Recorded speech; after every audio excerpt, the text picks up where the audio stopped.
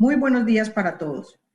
Es para mí un honor hacer la apertura del primer Congreso Internacional de Tumores del Sistema Nervioso Central. La Fundación Valle de Lili se ha preocupado y ha impulsado la educación continuada como la herramienta más importante para mantener el capital y patrimonio más importante que tenemos, que es nuestro personal. La educación, creemos, es la única forma de poder lograr que las instituciones sean sostenibles. Estamos convencidos de ello. En este primer congreso, ustedes van a poder disfrutar de un espectro muy importante de conferencias que van desde el diagnóstico anatomopatológico de imágenes molecular, el tratamiento, la rehabilitación, el cuidado paliativo de los pacientes con tumores del sistema nervioso central. Siempre, todas y cada una de las conferencias enfocadas hacia el centro de la atención, que es el paciente.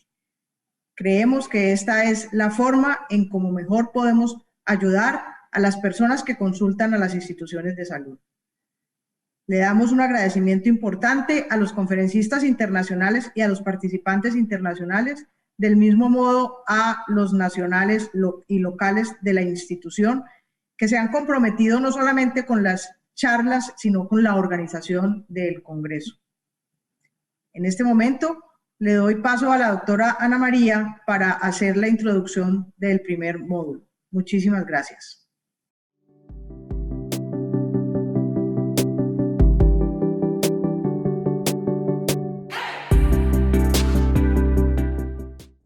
Buenos días, muchas gracias a todos los conferencistas por haber aceptado la invitación a este primer Congreso Internacional de Tumores del Sistema Nervioso Central y a todos ustedes por participar. Hoy daremos inicio al módulo de diagnóstico que incluye los aspectos patológicos, genéticos y de imagen. Al final de la última conferencia tendremos un espacio para preguntas. Pueden irlas formulando a través del chat. Damos inicio al módulo de diagnóstico. Tendremos la presencia del doctor Luis Alberto Escobar Flores, neuropatólogo de la Fundación Valle de Lili, subdirector de educación de la Fundación Valle de Lili y decano de la Facultad de Ciencias de la Salud de la Universidad ICESI. Daremos inicio con la charla Clasificación de los tumores de origen glial, un enfoque actual. Muchas gracias, doctor, por su conferencia. Recuerden que pueden ir formulando sus preguntas a través del chat. Bienvenido.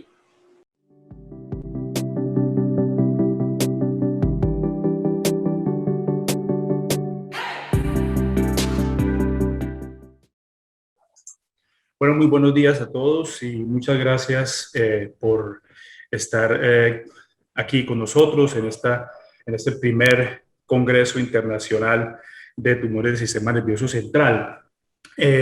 Yo quisiera en esta primera conferencia sobre todo tratar aquellos tópicos que en el tema de la clasificación actual del sistema nervioso son relevantes, son pertinentes.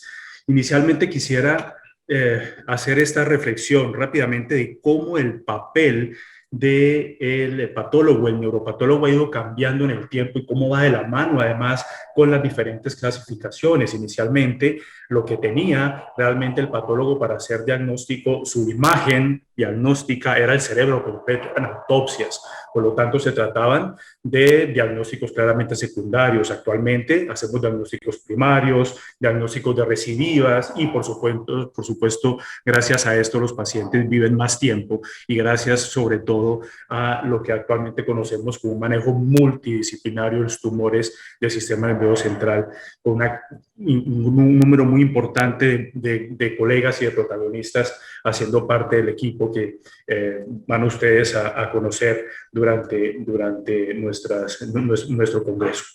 Esto básicamente lo mismo, es como inicialmente lo que teníamos era el diagnóstico histopatológico. Esto es glial, esto es astrocitario, esto es ependimario, esto es un glioblastoma, esto es de bajo grado, esto es de alto grado y poca cosa más. Actualmente el enfoque de clasificación y diagnóstico está hacia esto, hacia poder dar información no solo diagnóstica, sino pronóstica y teranóstica de las lesiones tumorales del sistema nervioso central.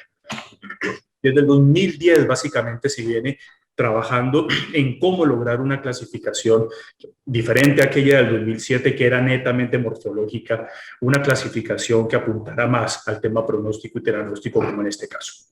Esta es la clasificación que manejamos actualmente, el 2016, de la Organización Mundial de la Salud. Hay otras clasificaciones, pero en general lo que pretende esta clasificación es acercarse a un perfil genético, que aunque no reemplace el clásico estudio patológico, sí que nos da información robusta y pertinente respecto a pronóstico y la probabilidad además de evolución a lesiones de mayor grado de los tumores del sistema nervioso central. Esto es lo que teníamos anteriormente, como les decía, tumores astrocíticos, tumores oligodendrogliales, tumores mixtos, tumores ependimarios, si es de bajo grado, si es de alto grado, si es anaplásico y no más que esto.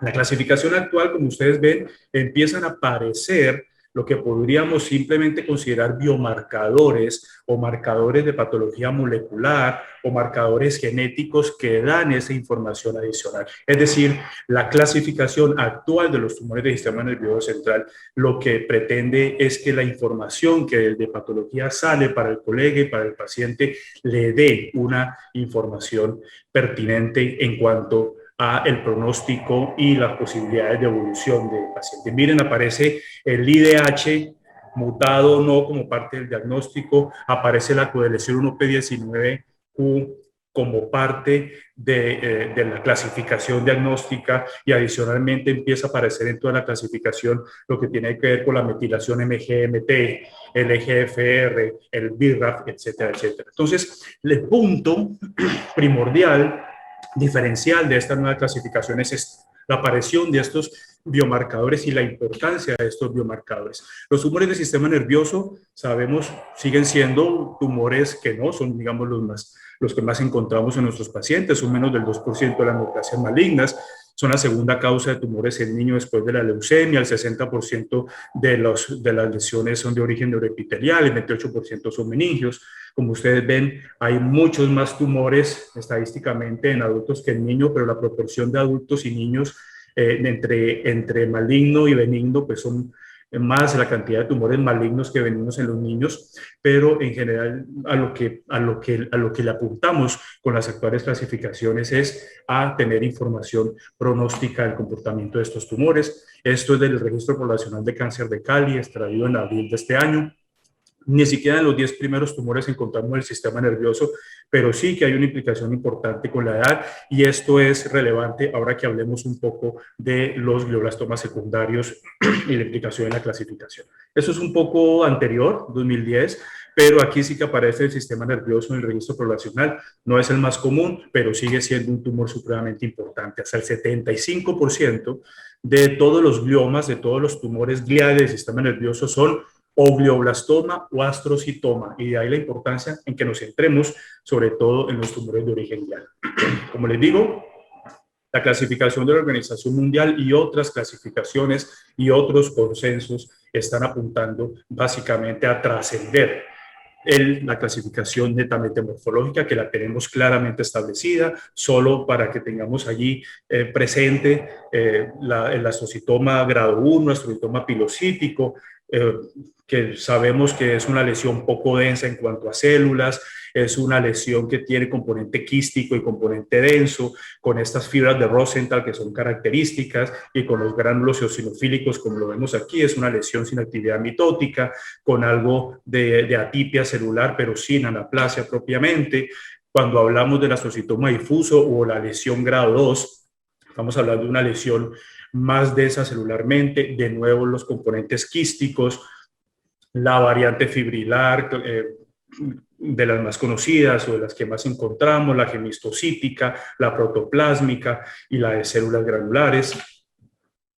De nuevo, un poco de las imágenes, lo que podíamos encontrar, la importancia en la evaluación de si hay o no mitosis, el tamaño de la muestra, esto que conocimos como la estructura secundaria de Scherer, que en la clasificación de los tumores difusos del sistema nervioso son estructuras importantes, la satelitosis neuronal, la localización subpial de las células tumorales o las células de localización perivascular, y lo que anteriormente se conocía de manera muy clara como gliomatosis cerebri, y que en la actual clasificación el que haya notado, se recomienda manejarlo con mucha cautela y pensar más en la glomatosis cerebri como esa característica imaginológica, pero no como una clasificación de las lesiones tumorales del sistema nervioso central.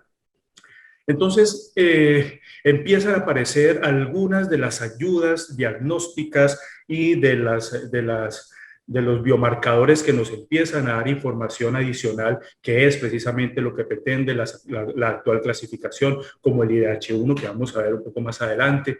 El anaplásico, que es el tumor grado 3, el astrocitoma anaplásico, tumor glial grado 3, con mayor densidad celular, con anaplasia evidentemente, con actividad mitótica como aquí, y el glioblastoma multiforme como la lesión de mayor grado, la lesión grado 4 de los gliomas, quiero decir, con una anaplasia supremamente evidente, necrosis con empalizada periférica, y esto que es una proliferación microvascular glomeruloide que hace parte de las características histológicas para clasificar esta lesión como un glioblastoma. El oligodendroglioma como un tumor también que tenemos que tener ahí en consideración. Está la famosa característica morfológica de la célula en huevo frito, que siempre le digo a mis residentes que tampoco se peguen mucho de esto, porque realmente esto es un artefacto de fijación, y por lo tanto no siempre lo encontramos. La presencia de estas empalizadas celulares, y sí o sí, se tenga o no tenga el famoso huevo frito, tenga o no tenga la empalizada, tenga o no tenga las otras características, las características vasculares siempre van a estar en oligodendroglioma. Entonces, la progresión del glioma maligno de grado 2 a grado 3 y grado 4 se asocia casi todos los casos con cambios genéticos que activan la vía de señalización de crecimiento, que incluyen el EGFR, que incluye el PTEN, que incluyen el AKT y que activan las vías de control de ciclo celular que presenta P53, etc. Y es aquí precisamente donde radica la importancia de la actual clasificación. ¿Hay progresión? ¿No hay progresión tumoral? ¿Cuál es el pronóstico? ¿Cuál es la probabilidad de que alguno de estos tumores evolucione a un mayor grado? Y el IDH1, que lo encontramos en la clasificación tal vez como el protagonista en cuanto a la novedad de la nueva clasificación, les señalo aquí un poco. Bueno, el IDH son homodímeros que catalizan la descarboxilación oxidativa del isocitrato a alfa-cetoglutarato y a dióxido de carbono con la reducción de la deshidrogenasa de alcohol.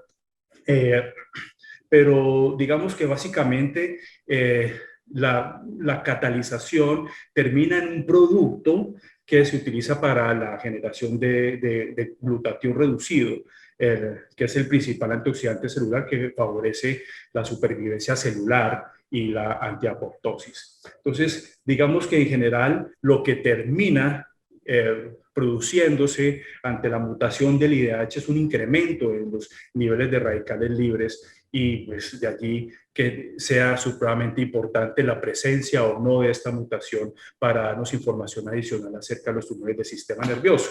Se ha estudiado absolutamente todo lo que tiene que ver con gliomas. Se sabe que hay 99 proteínas, y de esos 99 se sabe que hay alrededor de 58 que están claramente definidos como relacionados con el glioblastoma. Obviamente, pues no todos son importantes, y de ahí lo relevante de tener solamente algunos marcadores, algunos biomarcadores como parte de las clasificaciones del tumor del sistema nervioso. Entonces se ha estudiado la fascina, se ha estudiado las galectinas, las integrinas, las células de migración.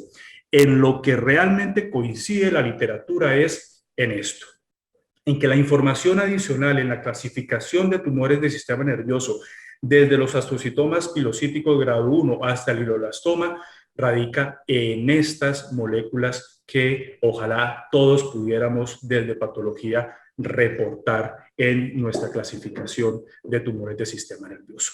Los astrocitomas pilocíticos que tienen alteraciones en el BRAF, duplicación o fusión del BRAF, es un marcador diagnóstico del astrocitoma pilocítico. De ahí la importancia de incluirlo incluso en nuestros diagnósticos para tener claridad en la clasificación.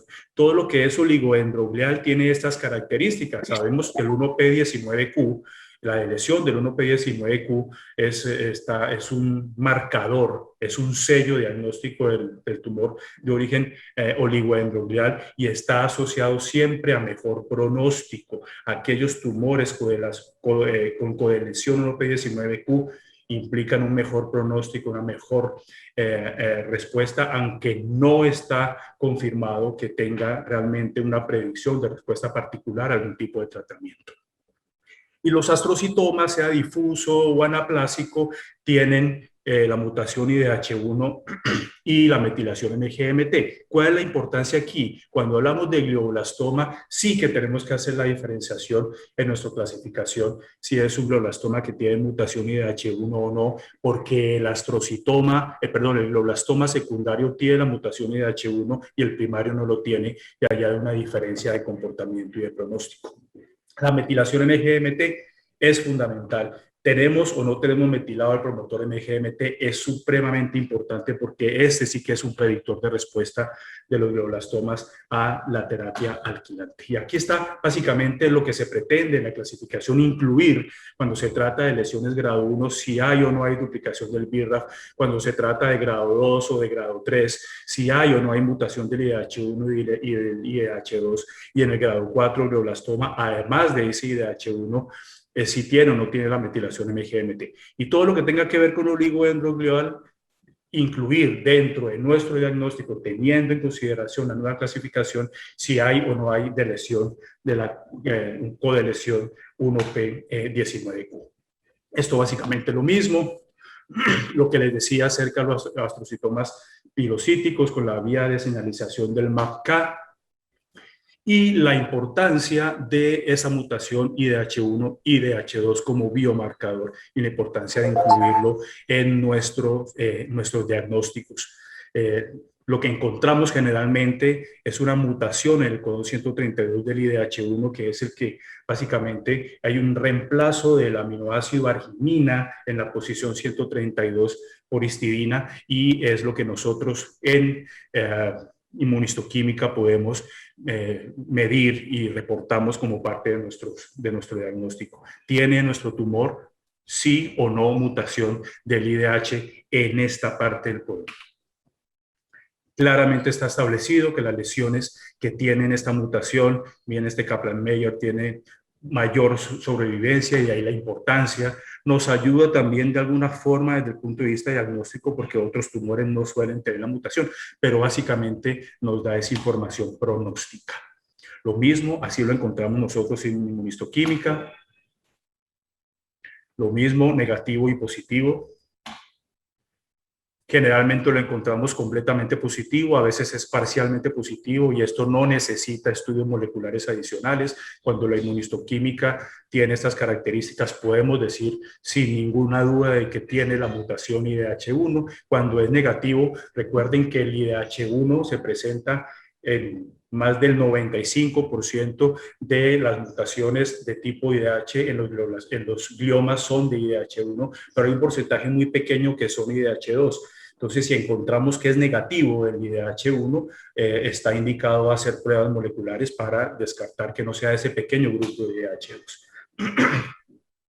La amplificación del EGFR, que siempre se considera como una marcación de mal pronóstico, de malas noticias, a pesar de que uno de los más grandes neuropatólogos del mundo, David Saxag, indica que hay papers que dicen lo contrario. Sin embargo, seguimos considerando que es importante establecer si hay o no amplificación para tener una información pronóstica de comportamiento, en este caso negativo, del tumor. La lesión 1P19Q, sello genético, los tumores oligodendrogliales, siempre tenerlo en consideración cuando hacemos diagnósticos de tumores oligodendrogliales, y cuando se requiera información adicional de tumores gliales, así no sean oligodendrogliales, y que queramos tener información acerca de pronóstico, la coagulación 1P19Q puede dar alguna información. Esto es típicamente lo que encontramos por FISH en la coagulación, y está claramente establecido que aquellas lesiones que están codelesionadas tienen una mayor sobrevida que aquellos que no lo están. De ahí la importancia de establecerlo en nuestro diagnóstico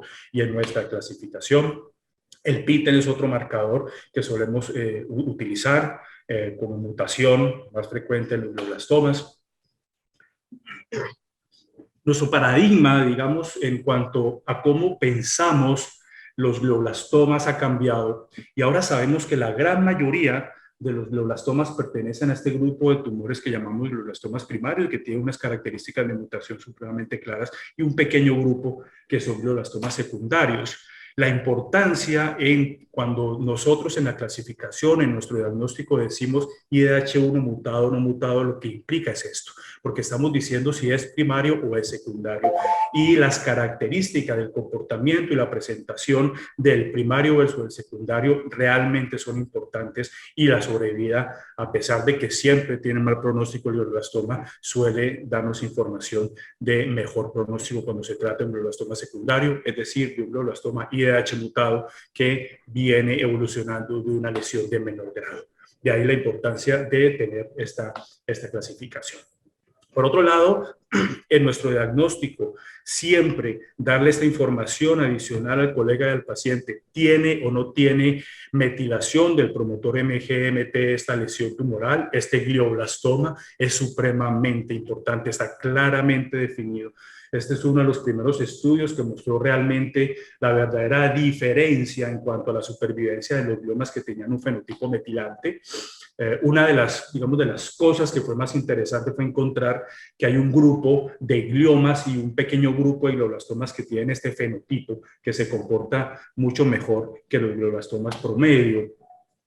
Y claramente lo que está relacionado es en la respuesta de estos tumores a los alquilantes. Las lesiones tumorales de alto grado que no están metiladas, el MGMT evita que el tratamiento realmente sea efectivo. Cuando ese promotor está metilado, la respuesta suele ser mejor a los alquilantes. De ahí la importancia de establecer metilación o no. Entonces, en la actualidad, con nuestra clasificación, con la información y las herramientas que tenemos, lo que tenemos que hacer es este ejercicio juicioso de reunir características clínicas, genómicas, patológicas, imagenológicas, y hacia dónde vamos y qué viene después de esta clasificación, en la que lo importante, repito, es IDH1 mutado o no, 1P19Q codelesionado o no, EGFR amplificado o no, mutación del BRAF sí o no. Eso, que es lo que tenemos actualmente, evoluciona muy probablemente hasta esto. Y es que se ha establecido que hay además 4 subtipos moleculares de glioblastoma: el proneural, el neural, el clásico y el mesenquimal, y suelen tener un comportamiento distinto, y hacia allá vamos, a lograr todas estas marcaciones moleculares para poder llegar más allá de donde estamos en la actualidad. Entonces entendemos cómo, y aquí ya estoy terminando, entendemos cómo de lo que se trata la actual clasificación es, además de dar información morfológica, de dar el apellido morfológico, de decir si esto es de bajo grado, si esto es de alto grado, si esto es pilocítico, si esto es difuso, si esto es anaplásico, etcétera, etcétera, es esto. ¿El IDH está mutado? ¿El IDH no está mutado? ¿Tiene correlación 1P19Q, sí o no? Y adicionalmente, si tenemos las herramientas, debemos dar información adicional como está o no está metilado el promotor MGMT, está o no está sobreexpresado el EGFR, está o no está mutado el BRAF, está o no está mutado el PITEN. Y eso es lo que la actual clasificación de la Organización Mundial de la Salud nos propone para que demos información pronóstica y teranóstica a las lesiones tumorales. Unas conclusiones. El rol de neuropatología pasa del reporte morfológico al reporte molecular, dando información diagnóstica, pronóstica y teranóstica. o terapéutica. El IDH1, el 1P19Q y el MGMT son los marcadores universalmente validados como marcadores pronósticos y predictivos. La metilación del promotor MGMT es un predictor importantísimo de respuesta a quimioterapia y si tenemos el recurso tenemos que hacer uso precisamente de él. La deleción 1P19Q está asociada con mejor pronóstico en tumores oligoendrogliales, aunque no es un predictor de respuesta a terapia, se puede utilizar en otros tumores. La mutación IDH1 es muy raro en glioblastomas primarios, es un marcador diagnóstico de gliomas grado 2 y grado 3, así como de glioblastomas secundarios, supremamente importante. Duplicación o fusión del BRAF es un marcador diagnóstico de astrocitomas pilocíticos. Las terapias dirigidas requieren de análisis moleculares del tumor y el EGFR que siempre queda allí como una herramienta que podemos utilizar. Por último, en la nueva clasificación aparecen tumores clasificados como NOS, Not Other Specification, es decir, tenemos el diagnóstico morfológico sin otra especificación y esto está tenido en consideración precisamente para aquellos casos en los cuales no es posible establecer estos apellidos de marcadores de biomarcadores moleculares o de marcadores de patología molecular, etcétera, etcétera, que den información adicional. Not other specification, pero ojalá con una nota diciendo que es importante establecer estos marcadores adicionales para la información que se requiere y que realmente sabemos que es útil para el pronóstico de los pacientes. Bueno, eso era lo que quería compartir con ustedes. Muchas gracias por la atención y estaré pendiente si existe alguna duda o algún comentario. Muchas gracias.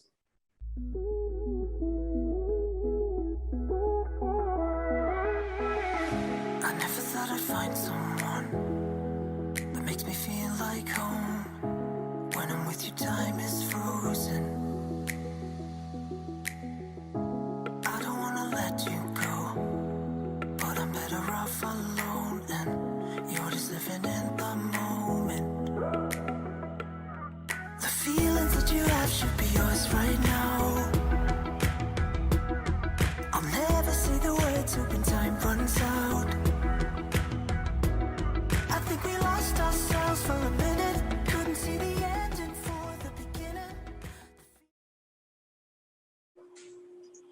Muchas gracias, doctor Escobar, por su excelente presentación. Recuerden a los participantes que pueden ir formulando sus preguntas a través del chat. Bueno, continuamos ahora con la conferencia de la doctora Concha López, es catedrática de Biología Celular de la Universidad de Valencia, adscrita al Departamento de Patología de la Facultad de Medicina y Odontología, acreditada en Genética Humana por la Asociación Española de Genética Humana y supervisora de estudios citogenéticos y dedicada a la investigación en genética humana y genética tumoral. Hoy tendremos su conferencia Aspectos genéticos y moleculares de meningiomas y glioblastomas. Bienvenida.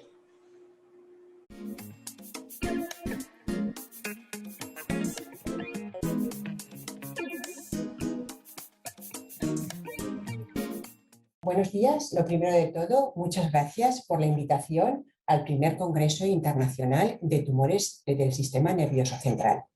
La ponencia que les voy a presentar va a versar sobre los mecanismos genéticos y moleculares en meningiomas y glioblastomas, dos entidades dentro del Sistema Nervioso Central. Para ver mejor la presentación, voy a detener el vídeo y pueden ver mejor las diapositivas. El meningioma lo vamos a presentar como un modelo de evolución genética en la iniciación y progresión tumoral. El meningioma es un tumor usualmente benigno. Es el tumor primario más común del sistema nervioso central. A pesar de sus características benignas, tiene la capacidad de recidivar, siendo esta la característica clínica más importante. Los meningiomas se pueden manifestar a cualquier edad, siendo más frecuentes en la edad media de la vida, con un pico de incidencia en la sexta y séptima décadas. En general, estos tumores son más frecuentes en las mujeres, con una relación 3-2 o incluso 2-1 con respecto a los hombres. Por otra parte, Aquellos meningiomas que se presentan asociados a un síndrome hereditario como la neurofibromatosis tipo 2 son más frecuentes en edades tempranas y no muestran predilección de género. Los meningiomas se clasifican en 3 grados según la OMS y en cada uno de estos grados incluye diferentes subtipos histológicos. El grado 1 es el grado benigno, el grado 2 es el atípico y el grado 3 es el anaplásico o maligno. Pero además, los meningiomas atípicos tienen que presentar características morfológicas como es la alta densidad celular, la prominencia nucleolar y la necrosis. Y además, en el caso del grado 3 de los meningiomas anaplásicos, además de todas estas características, se caracteriza por presentar un alto índice mitótico. La caracterización citogenética de los meningiomas se realizó con bastante facilidad debido a su buen crecimiento en los cultivos celulares y a la utilización de las distintas técnicas de bandeado y de la hibridación in situ de fluorescencia. Los cariotipos de estos tumores son fundamentalmente pseudodiploides o hipodiploides, debido a que no suelen presentar un gran número de anomalías cromosómicas. El cambio más frecuente es la monosomía total o parcial del cromosoma 22, considerándose esta anomalía como un marcador de la iniciación tumoral. Esta alteración cromosómica se presenta casi en solitario en los meningiomas de grado 1. Sin embargo, cuando analizamos la constitución citogenética de los meningiomas de grado 2 y grado 3, observamos que se incorporan una gran cantidad de anomalías generalmente numéricas y también estructurales con respecto a deleciones, como por ejemplo en el cromosoma 1, 6, 10, 14 y 18. Y cuando observamos la constitución citogenética de los meningiomas de grado 3, además de todas estas anomalías que se presentan en un mayor porcentaje, observamos que aparecen deleciones en 9b21 entre el 60 y el 80% de los casos. Así pues, en los distintos grados se observa una evolución hacia un cariotipo cada vez más complejo, lo que va acompañado desde el punto de vista clínico a una mayor capacidad de recidivar. A nivel molecular y asociado a la iniciación tumoral, se producen mutaciones en el gen NF2, localizado en el cromosoma 22. Este gen NF2 se comporta como un gen supresor de tumor. Como consecuencia de estas mutaciones, se producen pérdidas en la proteína que codifica, que es la proteína Merlin o esvanomina, que es una proteína del citoesqueleto. En todos estos años se han realizado múltiples estudios moleculares y genéticos de los meningiomas y con la introducción de las técnicas de secuenciación masiva se han detectado y clasificado las mutaciones más frecuentes aparte de la NF2 que, como vemos, aparecen en todos los grados de meningiomas. Pero mutaciones en TRAF, en KLF, AKT, PIK3 y SMOD aparecen en los meningiomas de grado 1 y además asociados a distintos tipos histológicos de meningiomas. Sin embargo, cuando estudiamos las mutaciones en el grado 2, en el atípico, sí que persisten las mutaciones de PIK3, pero además vemos mutaciones en TER que no veíamos en el grado 1. Y cuando estudiamos el anaplásico, aparecen pérdidas en CDKN2A, 2B. Todo ello, junto con las alteraciones cromosómicas de las que hemos hablado previamente, se observa una progresión en la aparición de anomalías en el caso de los meningiomas. La mayor parte de estos genes están implicadas en las vías de señalización de receptores quinasas y del factor de necrosis tumoral, así como la transición G1S dentro del ciclo celular. Además de los estudios sobre mutaciones, también hay estudios sobre la expresión y metilación de genes, siendo el patrón distinto en los 3 grados. En el grado 1 se observa la pérdida de expresión del gen 4.1b y sí que hay expresión de progesterona. Sin embargo, en el grado 2 y 3 la expresión de la progesterona se pierde, en el grado 2 se activa la vía TER y en el grado 3 hay amplificación en 17q2 y hay hipermetilación en NDRG2. Estas serían las características generales de los meningiomas, pero nos vamos a fijar en los meningiomas benignos, ya que representan el 80% de todos los meningiomas. Y además, cuando estudiamos estos meningiomas benignos, observamos, por una parte, que algunos de ellos, aparte de la monosomía 22, introducen otra serie de alteraciones cromosómicas. Y por otra parte, algunos de estos meningiomas benignos tienen la capacidad de recidivar. Mientras que los meningiomas atípicos recidivan en un 20 o un 40% de los casos y los anaplásicos entre un 50 y un 88%, en los meningiomas benignos las tasas de recidiva son aproximadamente entre el 7 y el 20%. Nuestro grupo, además de los estudios de caracterización genética llevado a cabo anteriormente, en estos últimos años nos hemos centrado en el estudio justamente de este grupo, de los meningiomas benignos, porque son los más mayoritarios y para ver la capacidad de poder establecer dos grupos a nivel genético y sus posibles implicaciones clínicas diferentes. Hemos abordado distintos aspectos. Realizamos un estudio metabolómico en el que observamos que un subgrupo de meningiomas benignos con varias alteraciones cromosómicas presentaba un fenotipo metabólico agresivo, similar al observado para el meningioma atípico.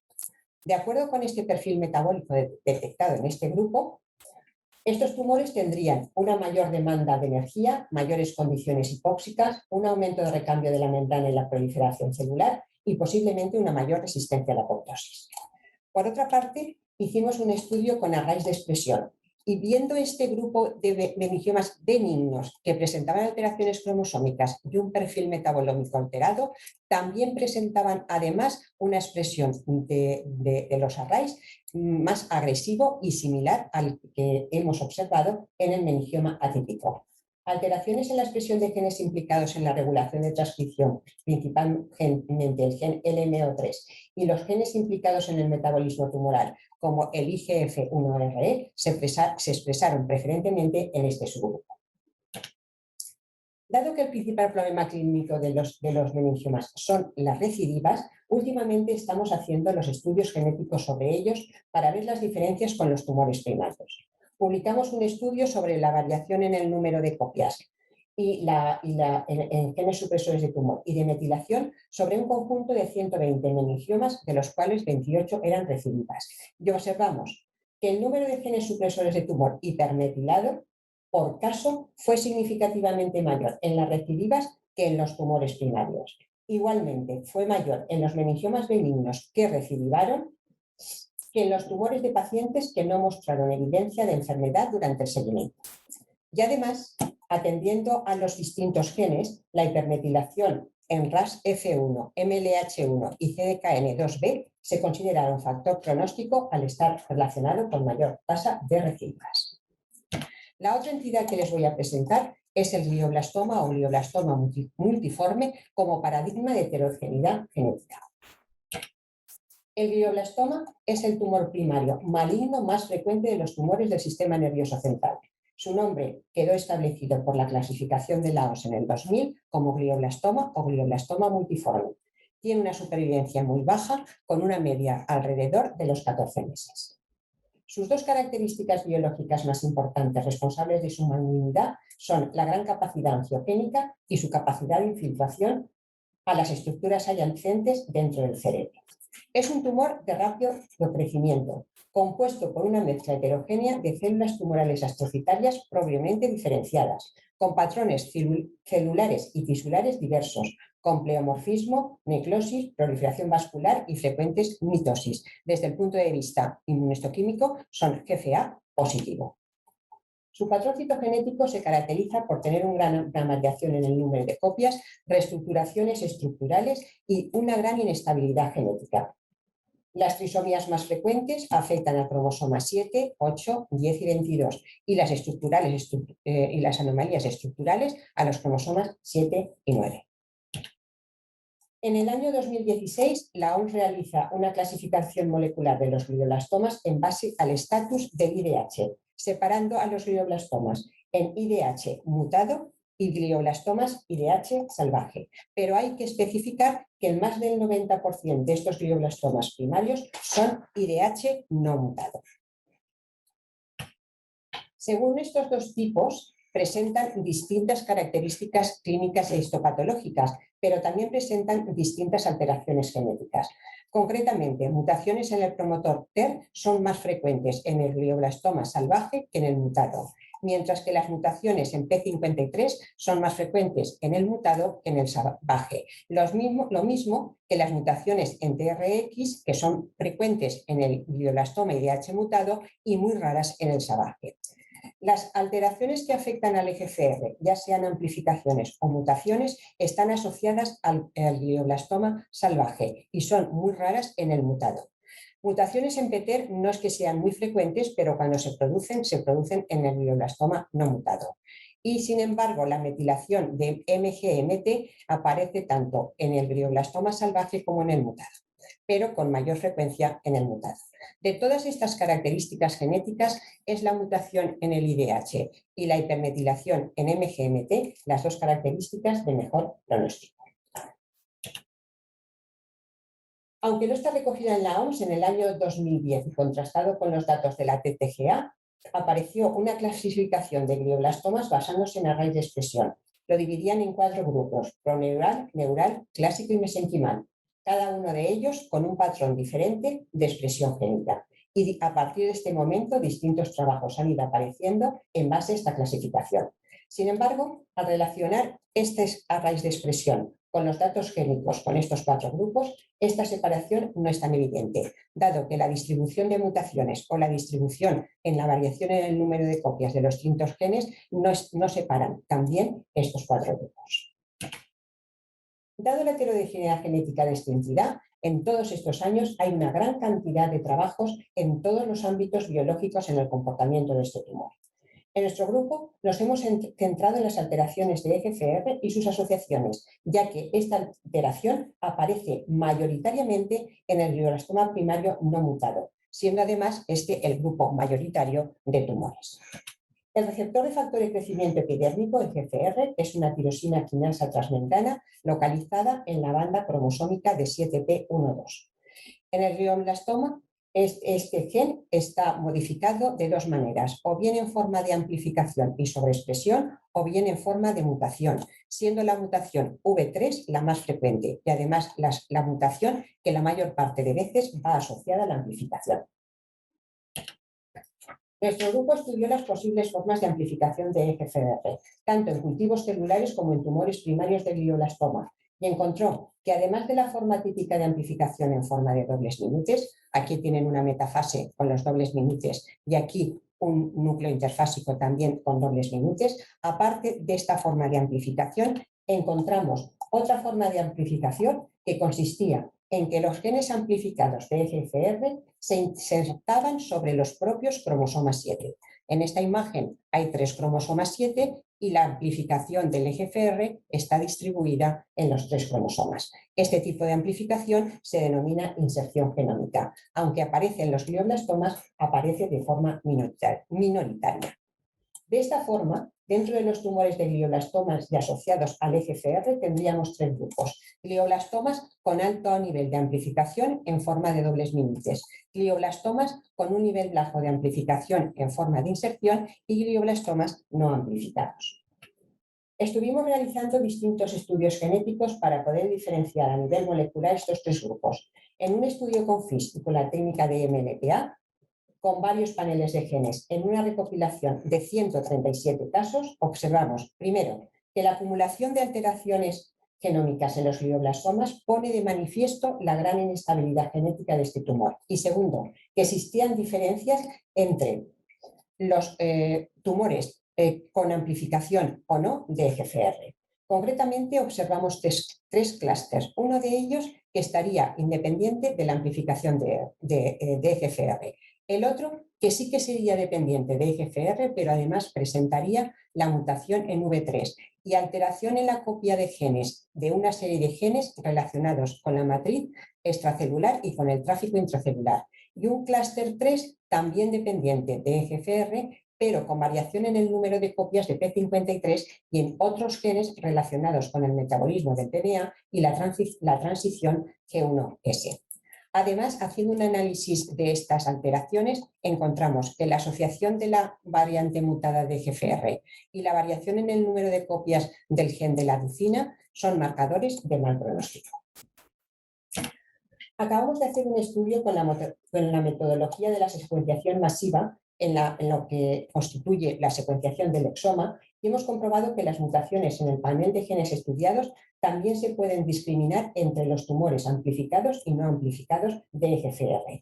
Concretamente, estos 4 genes son los que nos han salido más significativos. El MK167 relacionado con la proliferación celular, es el gen del Ki67, el PTPN relacionado con la apoptosis y el metabolismo, el SINE relacionado con la migración del ciclo celular y el DNH2 relacionado con el citoesqueleto.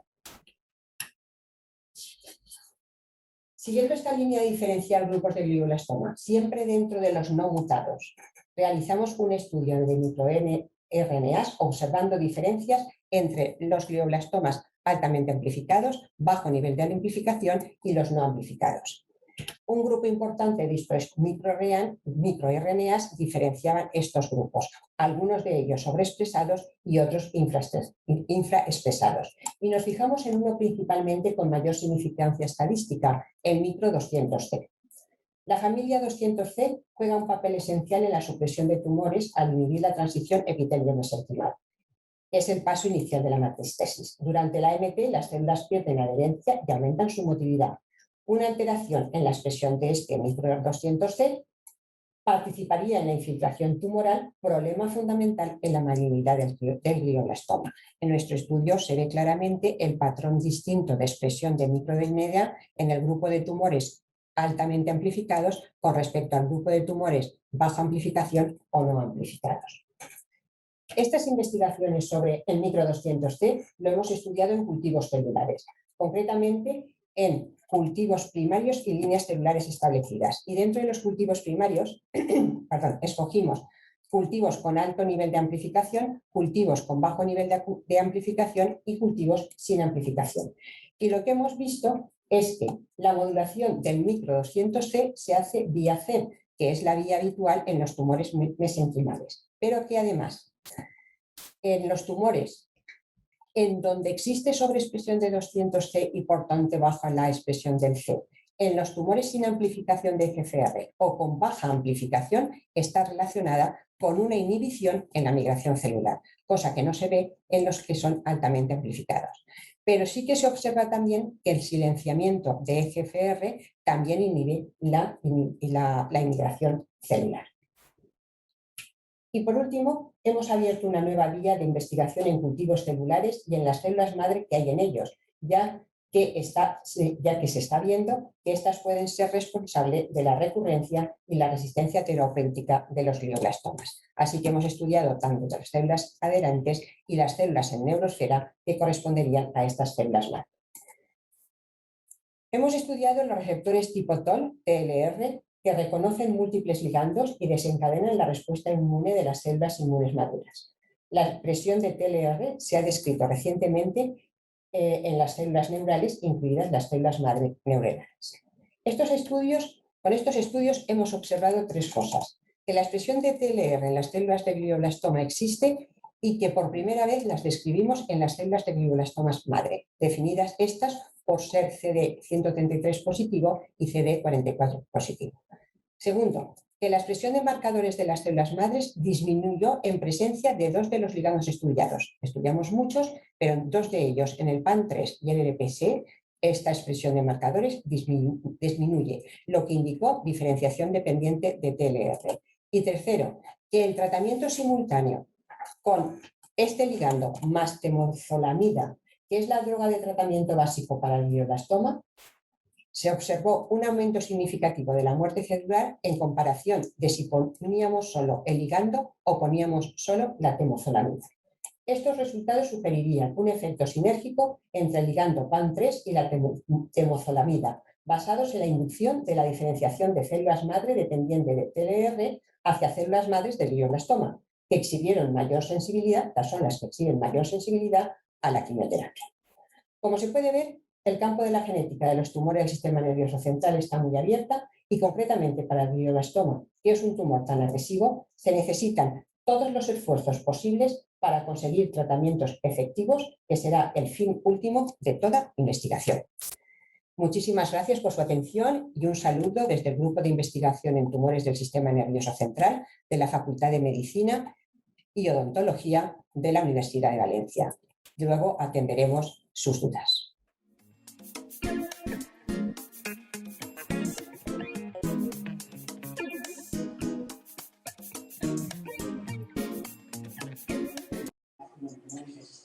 Muchas gracias a la doctora Concha por su excelente presentación.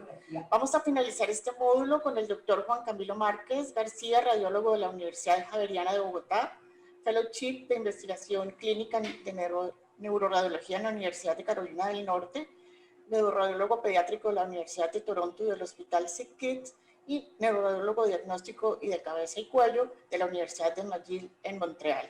Actualmente, neuroradiólogo de la Fundación Valle de Lili. Vamos a ver su conferencia de técnicas diagnósticas avanzadas en tumores cerebrales. Bienvenido.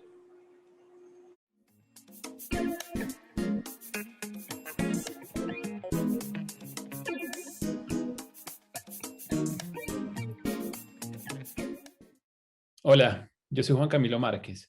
Soy neuroradiólogo de la Fundación Valle de Lili. Muchas gracias a todos ustedes por estar aquí y muchas gracias a los organizadores por haber hecho todo esto posible.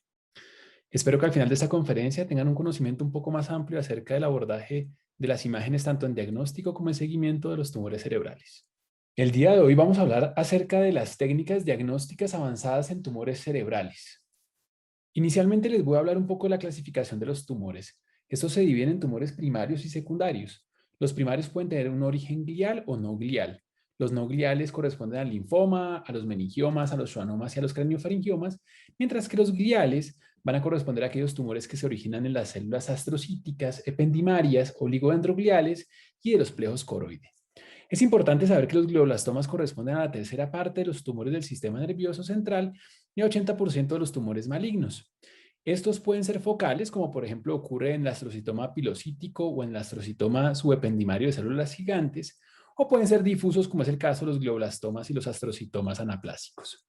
Los gliomas se van a clasificar de acuerdo a la OMS en 4 grados, según su severidad, su mortalidad y su pronóstico. Para el abordaje de los tumores, vamos a tener 3 modalidades diagnósticas principales: la tomografía computarizada, la resonancia magnética y las técnicas avanzadas de resonancia magnética. Vamos a hablar inicialmente del TAC, aunque el TAC tiene un uso limitado para la evaluación de tumores cerebrales. Con frecuencia, el TAC es la primera modalidad donde vamos a encontrar el tumor. Por ejemplo, miremos este caso de una mujer de 39 años con cefalea con signos de alarma, en quien identificamos una zona pobremente definida de hipodensidad comprometiendo el lóbulo frontal izquierdo. Con esto no es mucho lo que podemos decir. ¿Será esto un tumor? ¿Podrá ser de pronto una zona de cerebritis, un absceso que se está formando? ¿Podrá ser una lesión desmielinizante? No es mucho lo que podemos decir. En este caso, llevamos a la paciente a una resonancia magnética donde vemos que tiene alta intensidad de señal en T2 y FLAIR, con algunas áreas de restricción de la difusión, como podemos ver en estas imágenes con mapa de ADC, con baja intensidad de señal en T1 y con algunas zonas de realce. Esto terminó siendo un glioblastoma. Por lo tanto, el TAC tiene una limitación un uso muy limitado para el diagnóstico de estos tumores. Veamos este otro caso. Esta es otra de las utilidades del TAC, la detección de calcificaciones. Se trataba de un hombre de 36 años de edad quien presentó una crisis epiléptica y era previamente sano. Podemos ver que se ve muy bien delimitada esta calcificación gruesa en el interior de una lesión expansiva hipodensa. Al realizar la resonancia magnética, vemos que este tumor tiene una calcificación que realmente no es tan fácil de ver en las imágenes convencionales como vemos acá. Sí se alcanza a ver como una zona hipointensa en las imágenes de gradiente de eco. Sin embargo, el TAC va a ser mucho más sensible para su detección. Esto es especialmente útil para los meningiomas o para tumores como este paciente, que es un oligodendroglioma.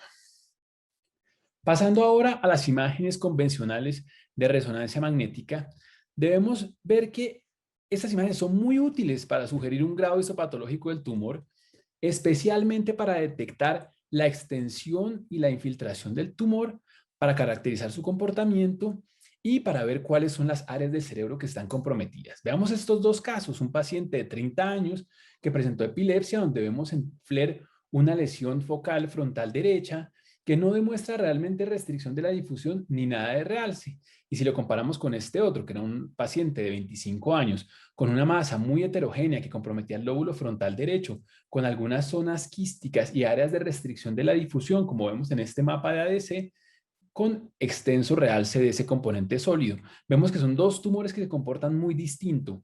El primero, con características muy benignas, resultó siendo un gangliocitoma, un tumor grado 1. El de abajo, un tumor con una apariencia mucho más agresiva, resultó siendo un astrocitoma anaplásico grado 3. Ahora, ¿qué pasa con las imágenes convencionales de resonancia magnética? Veamos, por ejemplo, este caso de un glioblastoma. Tenemos imágenes T2 aquí en el lado izquierdo, unas imágenes T1 postcontraste en la mitad y unas imágenes de FLAIR al lado derecho. Cuando nosotros vemos un tumor de estos, vemos una zona que realza, que va a ser la parte central, el núcleo del tumor. Vamos a ver una parte periférica de alta intensidad de señal en T2 y FLAIR, que es esta zona de aquí, y una zona por fuera de esta que va a ser el tumor que aparentemente es normal o que estructuralmente se ve normal. Sin embargo, debemos saber que en los tumores de alto grado, estos van a tener tres componentes: un componente central, el núcleo, un componente periférico de hiperintensidad que puede tener células malignas y un parénquima adyacente que estructuralmente o anatómicamente se va a ver normal, pero que también puede tener infiltración microscópica. Desafortunadamente, las imágenes convencionales de resonancia magnética solo nos permiten identificar las zonas de tumor donde hay realce y no vemos más allá de esto. Veamos, por ejemplo, este caso de un glioblastoma. Esta paciente tenía esta lesión heterogénea profunda en el hemisferio izquierdo, donde vemos que tiene realce, que se acompaña de aumento de la señal periférica en T2 y en FLAIR con áreas de restricción de la difusión. Pero miren lo interesante de esto.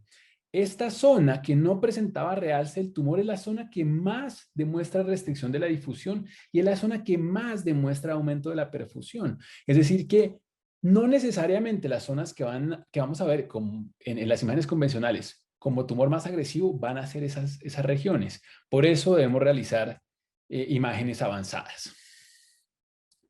Entonces hablemos un poco de las imágenes avanzadas en resonancia magnética.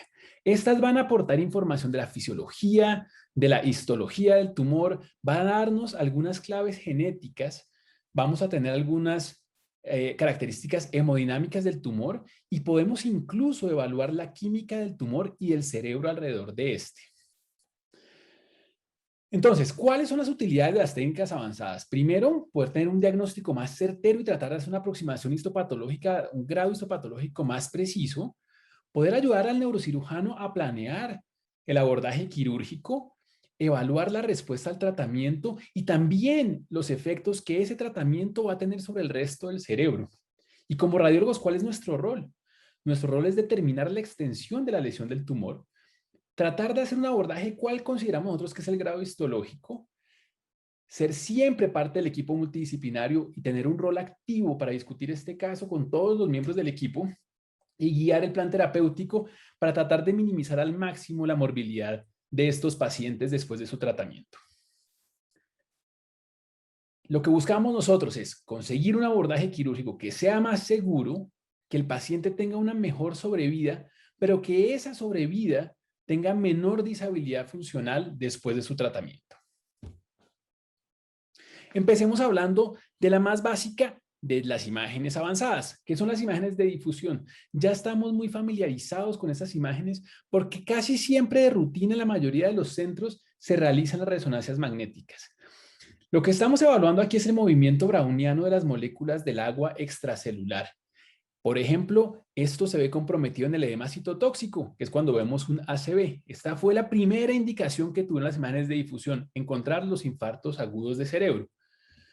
Sin embargo, nos hemos dado cuenta también que permite evaluar las zonas del cerebro que tienen mayor celularidad y esto es importante porque los tumores de alto grado con más frecuencia van a tener un aumento significativo en el número de células. Esto nos va a permitir un abordaje hacia el grado histopatológico que sea un poco más preciso, ayuda a guiar el sitio donde se debe tomar la biopsia, puede ayudarnos a diferenciar entre metástasis y tumor de alto grado en algunos casos. No es muy bueno, pero en algunos casos nos puede ayudar a sugerir esto para la evaluación del linfoma y para la diferenciación del absceso cerebral de un tumor primario o secundario. También es muy útil en el momento en que vemos el postoperatorio inmediato, las áreas de tejido desvitalizado que con mucha frecuencia vemos en los márgenes quirúrgicos. Entonces miremos la utilidad de la difusión en estos dos casos. El caso de arriba vemos una masa de alta señal en FLAIR y en T2 con intensidad de señal heterogénea y múltiples áreas de realce. La lesión de abajo es parecida, tal vez la única diferencia es que en T2 vemos que es un poco más oscura y el realce es un poco menor. Ahora, ¿cuál será más agresiva que la otra? Miremos las imágenes de difusión. Venimos y miramos las imágenes de difusión. Nada brilla significativamente en el DW y ni vemos zonas significativas de restricción de la difusión en el ADC. Distinto pasa en el tumor de abajo, donde vemos que es un tumor muy brillante en las imágenes B1000 y que se va a hacer muy oscuro en los mapas de ADC. El de arriba era un astrocitoma pilocítico grado 1 y el niño de abajo tenía un meduloblastoma, un tumor grado 4. Entonces, fíjense en este caso lo importante que fue tener las imágenes de difusión. Miremos estos dos casos de pacientes adultos. El caso de arriba es una mujer de 54 años, el de abajo una mujer de 60 años con lesiones profundas muy parecidas. Ambas demuestran un componente sólido central que realza y ambas demuestran intensidad de señal heterogénea con algunas áreas que realzan en menor grado y ambas se acompañan de hiperintensidad alrededor de ellas. Si miramos las imágenes de difusión de la paciente de arriba, vemos que sí hay múltiples zonas de restricción que corresponden a las áreas de realce, es decir, este tumor que realza también demuestra hipercelularidad. Sin embargo, si miramos el caso de abajo, podemos ver que algunas de las áreas que no presentaban realce, como vemos aquí adelante, sí demostraban restricción de la difusión, es decir, estamos teniendo tejido hipercelular por fuera de la zona que realza. Por lo tanto, el caso de arriba, donde la restricción, la hipercelularidad se encuentra confinada al tumor que realza, es muy característico de una metástasis, en este caso una señora con un cáncer de seno, y en el caso de abajo es un tumor, es un glioblastoma, un grado 4. Por esta razón, nunca debemos referirnos a ese edema alrededor del tumor, especialmente en los tumores de alto grado, como edema vasogénico, porque no necesariamente es edema, también puede haber tumor ahí. Alguna gente lo llama edema infiltrativo. A mí personalmente me gusta llamarlo simplemente hiperintensidad periférica en T2 y FLAIR.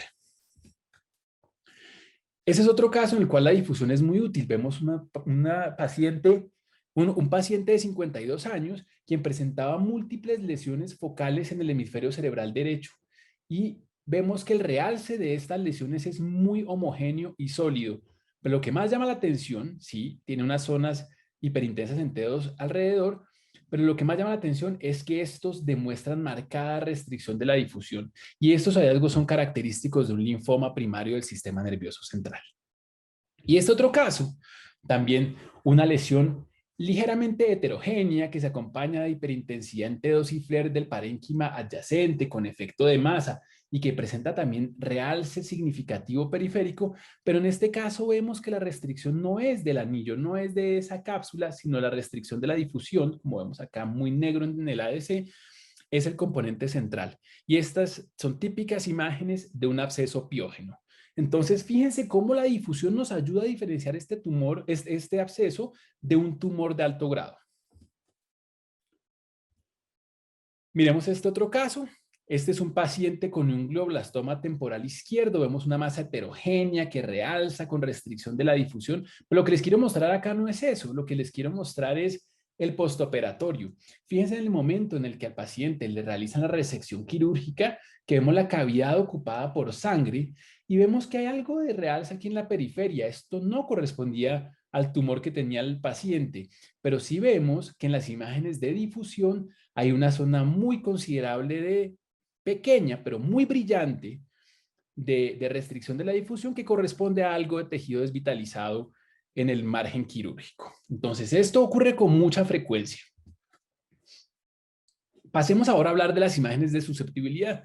También cada vez la gente se familiariza más con ellas porque cada vez más las usamos en todos los estudios que realizamos. Son imágenes potenciadas en T2 estrella y van a utilizar información de magnitud y de fase.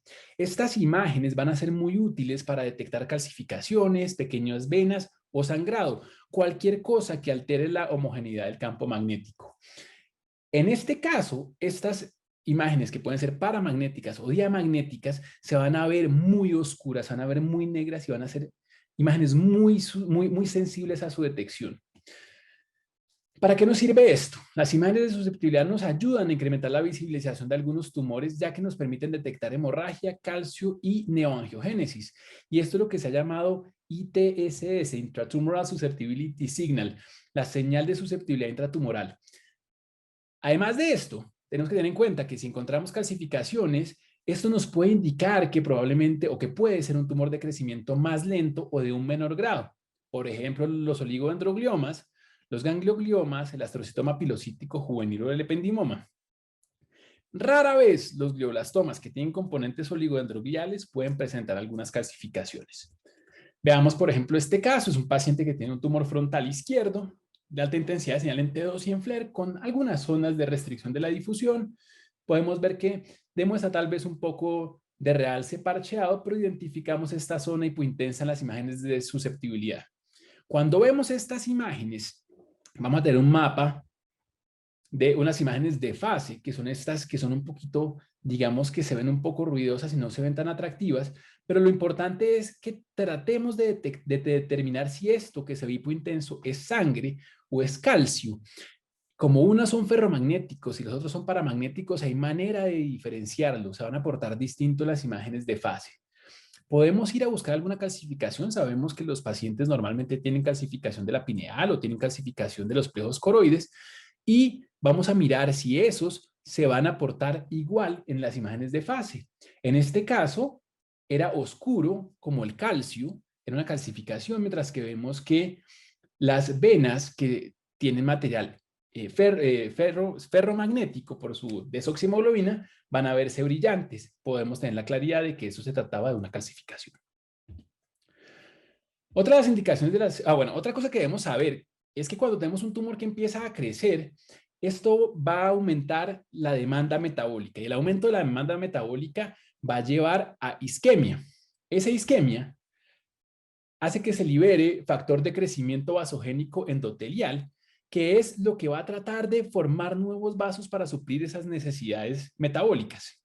Esos vasos, por supuesto, no van a ser vasos normales. Van a ser vasos tortuosos, dilatados, ineficientes, van a tener brechas endoteliales y vamos a tener discontinuidad de la barrera hematoencefálica. Y por eso vamos a tener realce, edema vasogénico y podemos presentar sangrado. Y eso es lo que ocurre en los tumores especialmente de alto grado. La terapia antiangiogénica trata de parar ese paso de la formación de nuevos vasos al bloquear el factor de crecimiento vasogénico endotelial. Esto nos va a ayudar a normalizar la vasculatura tumoral, que es positivo además también porque permite que la quimioterapia llegue mejor al paciente y además va a disminuir la cantidad de vasos, por tanto va a disminuir el porcentaje de susceptibilidad dentro del tumor que realza y esto va a permitir llevar a un periodo de sobrevida global mayor y de sobrevida libre de progresión. Entonces, esas áreas hipointensas, esos intratumoral susceptibility signal, pueden ser lineales o puntiformes, indicando neoangiogénesis como pequeños vasitos o como conglomerados densos como microhemorragias o necrosis. Es importante que el número y extensión de esas hipointensidades se va a correlacionar positivamente con el volumen sanguíneo cerebral que vemos en las imágenes de perfusión, de las cuales vamos a hablar más adelante. Es importante que sepamos que la neovascularización dentro del tumor va a incrementar su grado histopatológico. Los altos grados demuestran microhemorragias por rupturas de pequeños vasos patológicos, como les digo, son vasos insuficientes y van a tener necrosis porque esos vasos no van a ser suficientes para mantener el metabolismo tumoral a medida que el tumor va creciendo. Entonces miremos estos 4 casos distintos. Este primer caso es una lesión bien delimitada en FLAIR, realmente no se observa mucho edema alrededor, tiene muy baja intensidad de señal en T1 y vemos que no demuestra nada de hipointensidad en su interior en las imágenes de susceptibilidad. Si miramos ahora el caso del lado derecho, es otra lesión bien delimitada con algo de edema alrededor en FLAIR. Vemos que realza en las imágenes con gadolinio y que no demuestra nada de intensidad de señal. Este primer caso era un glioma de bajo grado, este segundo caso es un linfoma primario del sistema nervioso central. Abajo vemos una lesión muy heterogénea con zonas de realce y áreas de necrosis y vemos que el componente sólido demuestra unas hipointensidades gruesas que son sugestivas de hemorragia en un caso de un glioblastoma.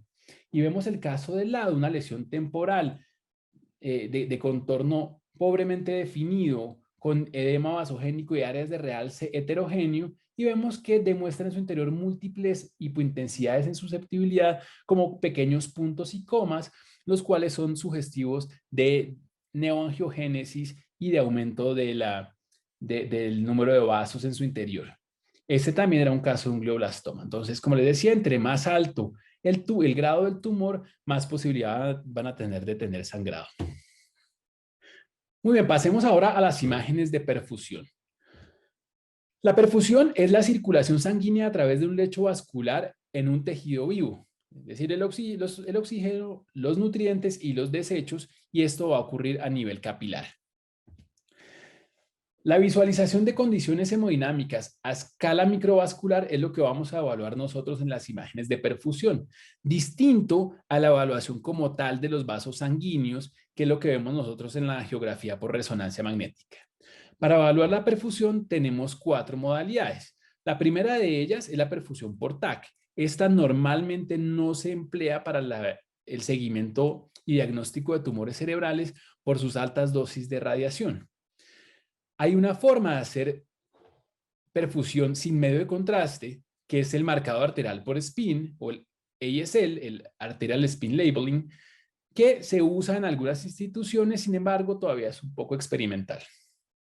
Y con medio de contraste se puede realizar perfusión por resonancia magnética en T1 o en imágenes T2 gradiente de eco.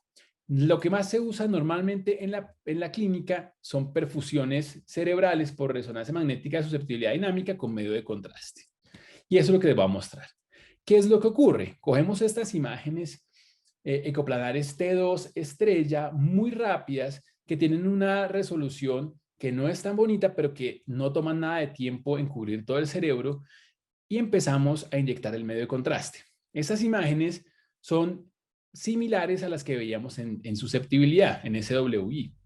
A medida que el medio de contraste entra por las arterias y empieza a perfundir el cerebro va a demostrar una disminución progresiva de su intensidad de señal, que después va a resolver a medida que el medio de contraste sale por las venas.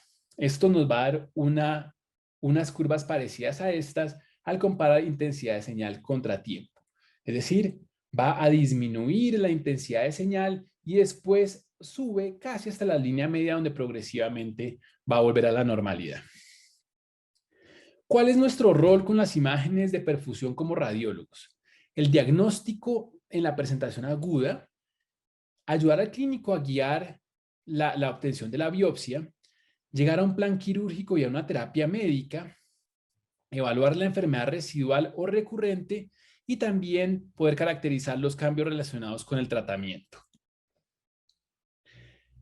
La utilidad de la perfusión incluye una mejor o una más precisa aproximación al grado histopatológico del tumor.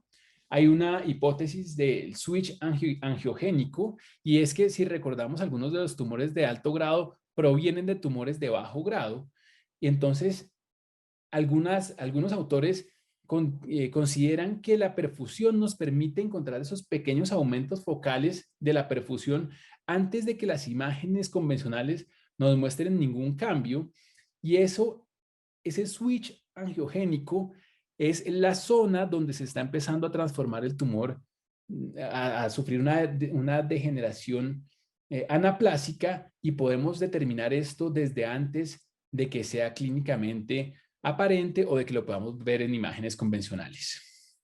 Nos permite identificar el sitio adecuado para la toma de biopsia. ¿Esto por qué es importante? Porque como sabemos, algunos tumores del sistema nervioso son muy heterogéneos. Tienen componentes grado 2 en su interior, pero también tienen componentes grado 3 y grado 4. Y no queremos que al realizar una biopsia subestimemos el grado histológico de pronto por obtener la muestra en una zona donde el tumor simplemente es un grado 2 y quedar tranquilos cuando realmente es un tumor más agresivo. Nos permite diferenciar entre glioma y metástasis única, nos permite diferenciar entre glioma y linfoma, y nos ayuda mucho al diagnóstico diferencial entre tumor primario del sistema nervioso central y lesión desmielinizante. También en el estado, en la evaluación postquirúrgica, post-tratamiento, y de esto vamos a hablar al final de la conferencia, nos va a ayudar a diferenciar entre tumor, necrosis por radiación y pseudoprogresión. Entonces miremos este primer caso. Tenemos un tumor temporal derecho. Entonces vemos que es una lesión de baja intensidad o de señal intermedia con algo de edema vasogénico. No vemos que haya significativa restricción de la difusión en este tumor y no realza en absoluto con el medio de contraste. Esas son imágenes simples y vemos que no realza.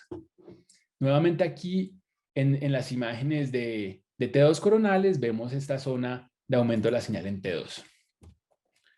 Realizamos imágenes de perfusión. Esos son los mapas de perfusión y podemos ver que no se ven áreas de aumento en los mapas de color. Realizamos dibujamos unas regiones de interés en esta zona y comparativamente con el parénquima contralateral, y vemos que en esta área hay disminución en el edema. Si miramos, disminución de la perfusión. Si miramos los valores de perfusión media, vemos que está significativamente disminuido en el lado derecho, que no hay zonas de aumento de la perfusión y se considera que esto es un glioma de bajo grado. Si miramos este siguiente caso, es una paciente que tiene una lesión temporal izquierda heterogénea en T2, con aumento de la señal en T2 y FLAIR alrededor del tumor, múltiples áreas hipointensas en puntos y comas en las imágenes de susceptibilidad con realce heterogéneo y zonas de restricción de la difusión. Ya sabemos que es una lesión que por imágenes convencionales se ve de muy alto grado. Al realizar los mapas de perfusión, identificamos múltiples zonas de aumento de la perfusión y al ver los valores, vemos primero que todo cómo cae la curva significativamente y vemos cómo esos valores son más del doble de la perfusión del parénquima contralateral, y este es un tumor de alto grado, en este caso un glioblastoma.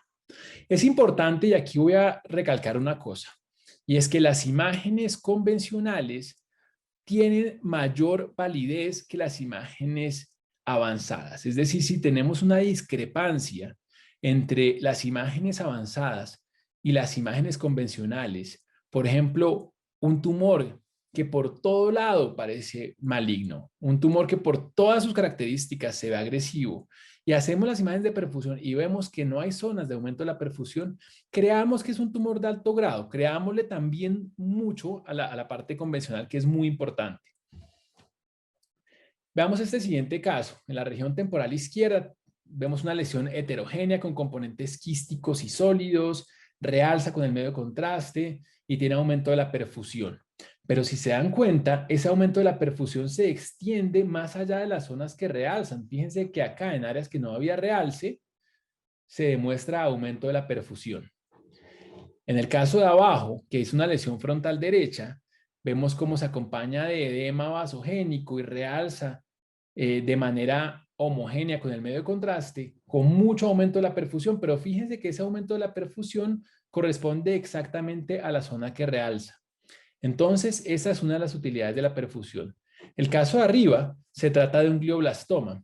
El caso de abajo es una metástasis de cáncer de seno. Entonces, recordemos que el glioblastoma es un tumor que infiltra el parénquima adyacente. Las zonas que parecen ser edema vasogénico usualmente están infiltradas por tumor. Lo contrario ocurre con las lesiones metastásicas. En las lesiones metastásicas, el tumor se encuentra limitado a la zona que realza. Esto es muy importante tener en cuenta porque los glioblastomas son una enfermedad difusa al momento del estudio. Aún si resecamos toda la parte que realza, en la gran mayoría de los casos, el tumor ya va a estar por fuera y se va a tratar de una enfermedad incurable. Miremos este siguiente caso. Es un paciente de 54 años de edad quien consultó por sospecha de hidrocefalia. Y lo que observamos es una lesión sólida periventricular frontal izquierda que se acompaña de algo de edema. Sí hay hidrocefalia, pero si se dan cuenta, esta lesión realza de manera homogénea con extensión ependimaria y demuestra marcada restricción de la difusión. Ahora, ¿por qué tiene hidrocefalia? Bueno, todas estas características son de un linfoma. ¿Por qué tiene hidrocefalia? Porque fíjense que además tenía una lesión nodular que le estaba obstruyendo el acueducto, perdón, el foramen de Monro. Al realizar una perfusión, vemos que la curva prácticamente no baja y al mirar los valores, vemos que la perfusión en esta lesión no es significativamente más alta que el parénquima contralateral. Esas son características típicas de un linfoma. Y los linfomas, a pesar de que son hipercelulares, normalmente se suplen ellos mismos de sangre y no necesitan realizar neoangiogénesis. Miremos este otro caso, es una lesión focal comprometiendo el pedúnculo cerebeloso medio que demuestra múltiples áreas de realce con el medio de contraste. Vemos que hay algunas pequeñas zonas de restricción de la difusión, especialmente en su periferia, pero al realizar las imágenes de perfusión, vemos que no hay nada de aumento de la perfusión en esa zona. Al realizar un TAC, vemos que nada de este pedúnculo cerebeloso medio demuestra aumento en la densidad. Eso sería muy inusual para un tumor como un linfoma o un glioblastoma, porque en esos la hipercelularidad se va a ver como un aumento en la densidad.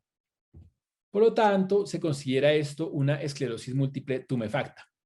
La paciente fue llevada a manejo médico y si miramos las imágenes de arriba, son el seguimiento a las 4 semanas, vemos cómo ha mejorado significativamente. Entonces, esta es otra de las utilidades de la perfusión, diferenciar lesiones neoplásicas de enfermedades mielinizantes. Pasemos ahora al DTI, a las imágenes de difusión de tensores. Esta es una versión más compleja de la difusión. Vamos a evaluar el movimiento de las partículas de agua, pero en múltiples direcciones. Esto se puede hacer entre 6 y más de 256 direcciones. Por supuesto, el tiempo del examen va a depender también de eso. Esto va a depender tanto de la magnitud como de la dirección de la anisotropía de la difusión. Vamos a tener un valor ahí, vamos a calcular un valor que es la fracción de anisotropía. Esta se va a medir entre 0 y 1. 0 es cuando no hay nada de anisotropía, es decir, el agua se mueve libremente, y 1 es cuando el agua está completamente limitada en su movimiento. Y esta fracción de anisotropía nos va a permitir evaluar la integridad microestructural de la sustancia blanca, de los tractos. Los gliomas pueden destruir, infiltrar o desplazar estos tractos. Y el DTI es especialmente útil para el abordaje neuroquirúrgico, para la evaluación de múltiples tractos, como por ejemplo los corticoespinales, los fascículos longitudinales, los fascículos arcuatos o las vías ópticas, dependiendo de lo que necesitemos ver en el paciente. Entonces volvamos al paciente del linfoma periventricular y vemos que en las imágenes de DTI y de tractografía, en las cuales las fibras que van de lado a lado van a ser de color rojo, aquellas que van a ir de adelante hacia atrás o de atrás hacia adelante van a tener color verde, y aquellas que van de arriba hacia abajo o de abajo hacia arriba van a tener color azul. Y podemos ver cómo, dada la localización de esta lesión, vemos que se encuentra desplazando el tracto corticoespinal que viene descendiendo a través de la corona radiada.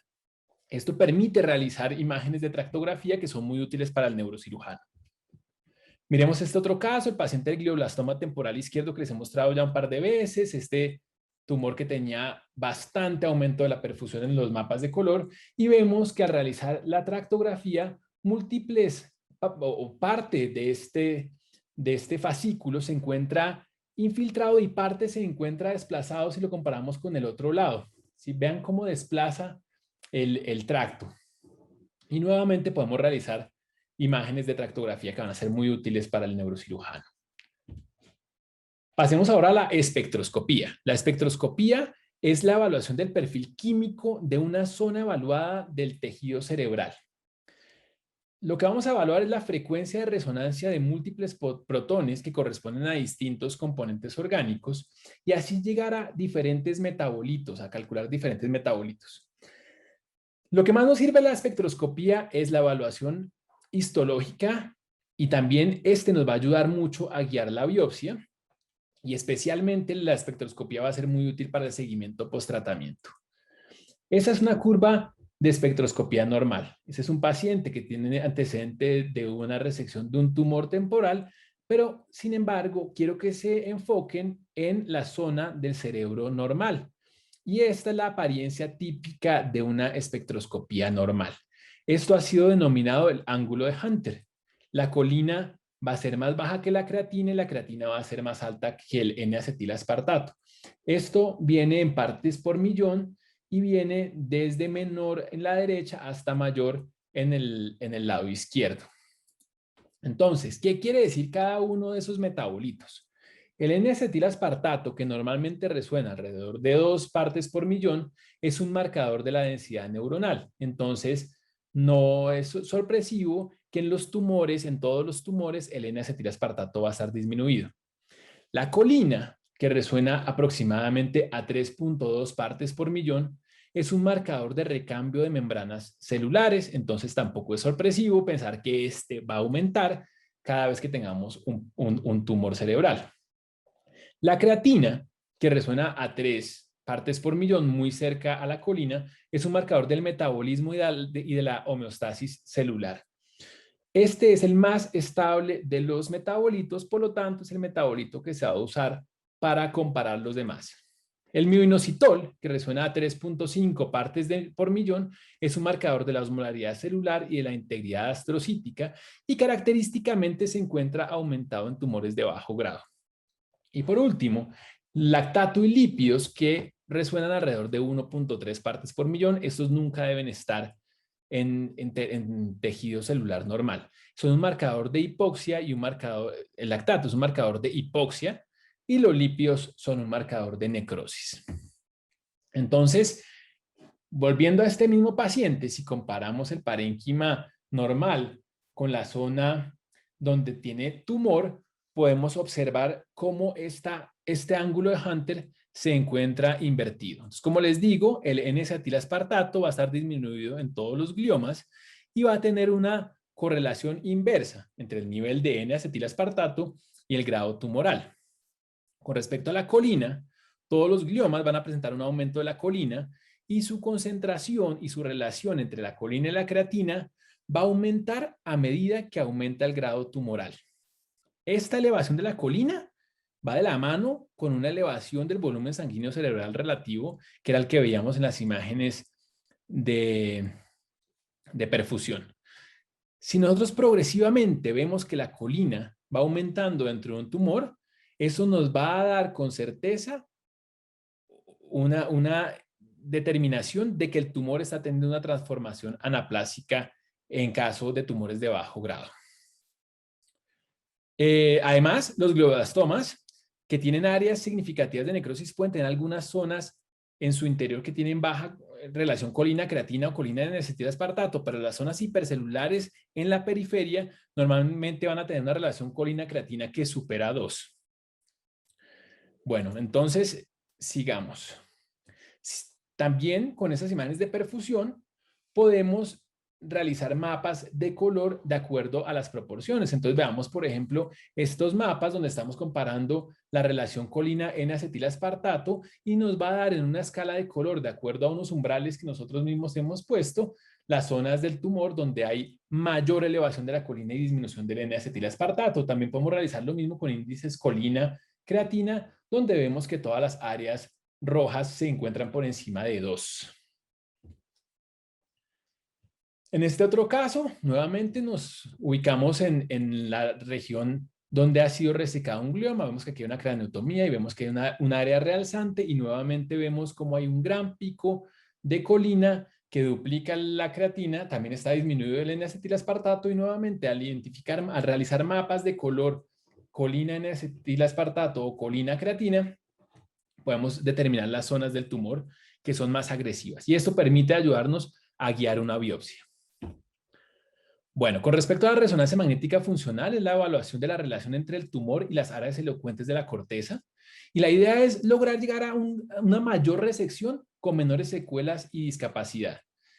Aunque el patrón de oro es el mapeo intracortical intraoperatorio, esa es una técnica menos invasiva y que cada vez ha cogido más auge y en la cual los neurocirujanos cada vez confían más.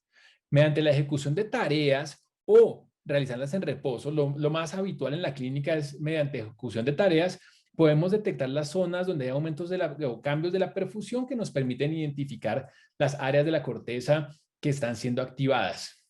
Y lo importante es que esa distancia que existe entre la activación y el margen del tumor es la que va a determinar el desenlace clínico. Y si es menor a 1 centímetro, ese desenlace va a ser peor. ¿Qué es lo que ocurre? Cuando ponemos al paciente a hacer una tarea, va a haber una zona focal de vasodilatación y un aumento focal de la perfusión. La extracción de oxígeno se va a mantener constante, entonces al final en la vena postcapilar vamos a tener muchísima más sangre oxigenada. Y esa pequeña diferencia entre sangre oxigenada y desoxigenada es la que nos va a permitir llegar a determinar cuáles son las zonas que se encuentran activas. Entonces, si miramos, por ejemplo, este video, vemos cómo en el momento en que se le da un estímulo al paciente, hay una vasodilatación, llega más sangre a una zona focal del cerebro y esos pequeños cambios hemodinámicos son los que estamos tratando de buscar para determinar las áreas de activación. Entonces, por ejemplo, miremos en las imágenes de arriba, si le decimos al paciente que apriete y suelte el puño mientras hacemos la resonancia y lo comparamos con reposo, podemos llegar a estas imágenes donde identificamos la activación cortical, en este caso de la corteza motora primaria. O si, por ejemplo, le damos un estímulo visual como este y lo comparamos con no estar viendo nada, podemos ver las zonas de activación de la corteza visual primaria. O podemos también, mediante, por ejemplo, pedirle al paciente que piense o darle palabras y que el paciente piense en antónimos, podemos llegar a la detección de las áreas de Broca y Wernicke y especialmente lograr identificar la lateralidad del lenguaje, como vemos en estas imágenes muy bonitas de resonancia funcional. Veamos, por ejemplo, esto ya en un caso clínico. Este paciente tenía un cavernoma grande, frontal posterior del lado izquierdo, y vemos cómo es muy importante por su localización saber cuál es la relación que tiene con la corteza motora primaria y la que tiene con los centros del lenguaje. Y podemos ver que este cavernoma se encontraba localizado justamente en el hemisferio dominante del lenguaje. Posteriormente se pueden realizar reconstrucciones, se puede meter esto al BrainLab y esto le va a servir muchísimo a los neurocirujanos. Ahora hablemos un poco acerca del posttratamiento de los gliomas. El típico tratamiento del glioblastoma, especialmente aquí vamos a hablar especialmente del glioblastoma, la resección macroscópica total, el gross total resection. Para decir esto, que hubo una resección macroscópica total, debe haber sido resecada la totalidad de la porción que realza el tumor. Al hacer esto vamos a tener una mayor precisión del diagnóstico histopatológico, algo de la genotipificación, que eso es algo que está mandando la parada ahorita en glioblastoma. Por ejemplo, las mutaciones IDH1 y la codeleción 1P19Q, las cuales van a tener mejor pronóstico y son típicas o son la marca del oligodendroglioma, pero también, por ejemplo, la metilación del MGMT, que esto pues el MGMT va a codificar una enzima para la reparación del DNA, entonces al estar hipermetilada su actividad va a disminuir y esos tumores van a ser más susceptibles al daño del DNA por la temozolomida, entonces estos pacientes van a tener especialmente pseudoprogresión. Después de la resección, se realiza radioquimioterapia por 6 semanas más 6 ciclos de mantenimiento con temozolomida. Y en caso de que haya una recaída, ya hay múltiples distintos protocolos que van a variar según las instituciones, pero básicamente estamos hablando de reirradiación y de uso de Avastin, de bevacizumab. Entonces, ¿qué hacemos nosotros en las imágenes? Nosotros hacemos una imagen inicial que idealmente se debe realizar entre 24 y 48 horas posterior a la cirugía y siempre se debe realizar antes de las 72 horas. Después vamos a realizar una resonancia magnética de seguimiento entre 4 a 12 semanas posterior a que se terminó la quimiorradioterapia y posteriormente, dependiendo de lo que encontramos, vamos a hacer seguimiento ya sea mensual o trimestral. Ahora, es importante saber que en los pacientes no tratados, el tumor es mucho más sencillo de interpretar que en los pacientes que han sido tratados. En los pacientes no tratados, las áreas de realce van a ser muy sugestivas de progresión del tumor, pero ese no va a ser el caso necesariamente en los pacientes que han sido tratados, ya que áreas de nuevo realce no necesariamente reflejan progresión del tumor. Nosotros como radiólogos, ¿qué necesitamos saber cuando interpretamos un estudio de estos? Primero, ¿cuándo fue la cirugía? Y tener el estudio de línea de base inicial. ¿Cuándo se finalizó la radioterapia? Establecer si la terapia antiangiogénica ha sido establecida o si se ha dado en el pasado. Si ha habido cambios en las dosis de los esteroides, esto es importante porque nos va a cambiar tanto el realce como la hiperintensidad en FLAIR. Si podemos tener acceso a las imágenes de planeación de la radiación, esto va a ser muy útil, ya que cualquier realce nuevo que ocurra por fuera de la zona irradiada es muy altamente sugestiva de progresión tumoral. El grado de metilación MGMT, que como les digo, va a tener más riesgo de realizar pseudoprogresión, y es muy importante contar con los estudios previos para seguir una línea de tiempo. Esto es súper importante. En los pacientes en seguimiento de glioblastoma no es suficiente tener el estudio anterior. Es necesario ir hasta atrás, tener el estudio prequirúrgico, el estudio inicial de las primeras 24 a 48 horas y cada uno de los estudios que hemos hecho para poder ir viendo cómo va evolucionando la difusión, cómo evoluciona el FLAIR y cómo evoluciona el realce. Tenemos que tener en cuenta que va a haber unos mimics, o sea, cosas que pareciera que está progresando, pero no, o cosas que parece que está mejorando, pero no. En el mimic de progresión tenemos la isquemia alrededor de la cavidad quirúrgica, la pseudoprogresión y la necrosis por radiación, mientras que en los mimics de mejoría tenemos la pseudorespuesta. Entonces miremos este caso de este glioblastoma, que ya lo habíamos mencionado previamente, y vemos que el paciente llevaba cirugía.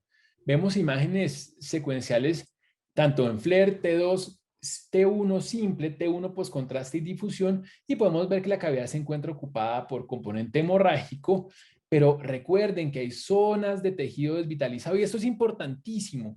En este momento es muy importante que nosotros sepamos qué zonas de tejido desvitalizado quedaron, porque esas áreas van a portarse como un infarto, van a realzar, pueden ser una fuente de error cuando detectemos ese realce. Miren esta otra cosa y quiero hacer énfasis en esto. Eso es postcontraste. Ustedes ven esto y dicen, wow, miren, aquí hay un componente que realza, esto parece tumor. Pero si se van al T1 simple, se dan cuenta que no. Todo lo que aquí parecía realce realmente es hiperintensidad intrínseca por sangre de esa cavidad quirúrgica. Entonces, siempre que vean las imágenes postcontraste, por favor, miren las imágenes simples también. Ahora, miremos este otro caso, un paciente con un glioblastoma. Fue tratado, aquí tenemos las imágenes prequirúrgicas, el glioblastoma temporal que les he mostrado ya varias veces, y en las imágenes post-tratamiento vemos que ha aparecido mucho realce heterogéneo. Entonces hacemos una perfusión, obtenemos unas curvas y vemos que no, realmente no hay zonas significativas de aumento en la perfusión está incluso un poquito más bajita que el otro lado, entonces ese es un caso de pseudoprogresión. La pseudoprogresión es un realce nuevo en una porción que ha sido tratada y que no necesariamente significa tumor. Es una respuesta subaguda donde existe un aumento transitorio de la permeabilidad vascular que se acompaña de edema y de necrosis. Esto ocurre en un número importante de tumores. La incidencia está entre el 20 y el 30%. Lo importante es que esto se va a estabilizar y progresivamente, sin tratamiento, va a ir mejorando. Esto con más frecuencia ocurre en los primeros 3 meses, pero puede ocurrir incluso hasta 6 meses después. Como les dije, la metilación del MGMT es un factor de riesgo para que se desarrolle esta pseudoprogresión. Entonces es importante que sepamos eso de antemano. Y aunque nosotros podemos sugerir esto con las imágenes avanzadas, realmente el seguimiento es lo que nos va a ayudar a determinar que sí correspondía a una pseudoprogresión.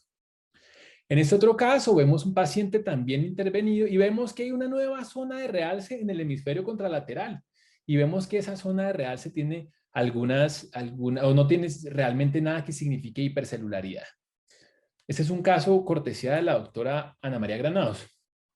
Le hacemos perfusión y vemos que no hay nada de aumento de la perfusión, y en las imágenes de espectroscopía vemos que los metabolitos se encuentran disminuidos y predomina un pico significativo de lactato y lípidos.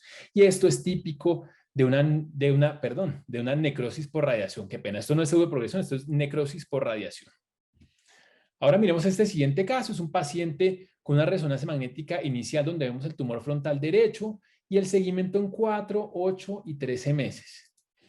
Este paciente fue tratado con bevacizumab y vemos cómo ha disminuido significativamente ese realce de manera progresiva y un año después prácticamente ha resuelto. Sin embargo, al realizar las imágenes de perfusión, vemos que hay múltiples zonas sospechosas de recidiva tumoral. Entonces, esto se trata de una pseudorespuesta. Recordemos que el bevacizumab es un anticuerpo monoclonal que actúa sobre el VEGF tipo A y es el que se usa como segunda línea para progresión del glioblastoma después de un tratamiento inicial fallido. Lo que ocurre aquí es que hay una disminución transitoria tanto de los vasos como de la perfusión, y eso nos puede dar la falsa impresión de que el paciente está mejorando. Sin embargo, las imágenes de difusión y espectroscopía nos indican lo contrario, y al seguimiento vamos a ver que el tumor sigue progresando. Es decir, tenemos que recordar que esto no es un efecto antitumoral, sino es un cambio en la vascularización del tumor. Ahora, nosotros tenemos estos algoritmos, los tenemos siempre a la mano cuando estamos interpretando los estudios. Les recomiendo que tengan algo así parecido, donde vean un abordaje inicial de cómo llegar a un tumor de acuerdo a las imágenes convencionales y a las imágenes avanzadas, y también para el seguimiento de los tumores. Entonces, por ejemplo, tenemos un paciente al que se le resecó un glioblastoma. ¿Realza la lesión? Si no hay realce, no nos preocupamos. Probablemente se trata de gliosis o de encefalomalacia. Si sí hay realce, miramos la perfusión. ¿Es esa perfusión mayor, ese CBB mayor a 1.75? Si es así, hacemos espectroscopía. Y si vemos que no hay unas zonas de realmente de aumento en la relación colina N-acetilespartato o colina creatina, entonces se trata de una pseudoprogresión.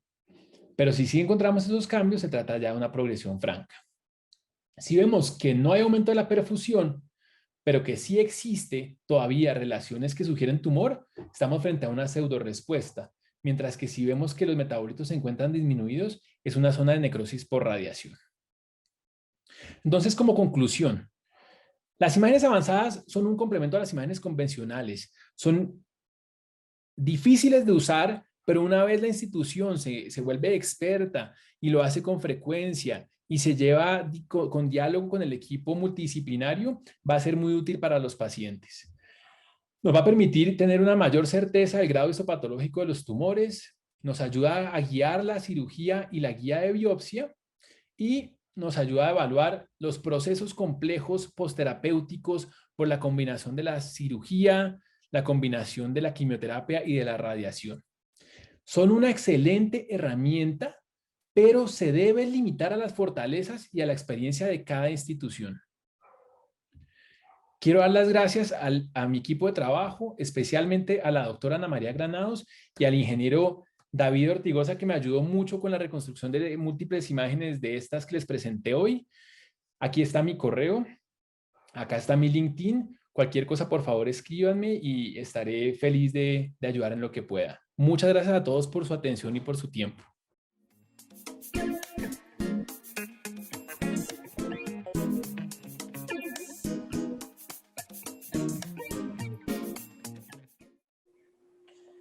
Bueno, muchas gracias a todos los conferencistas por sus excelentes presentaciones. Vamos a dar paso a las preguntas.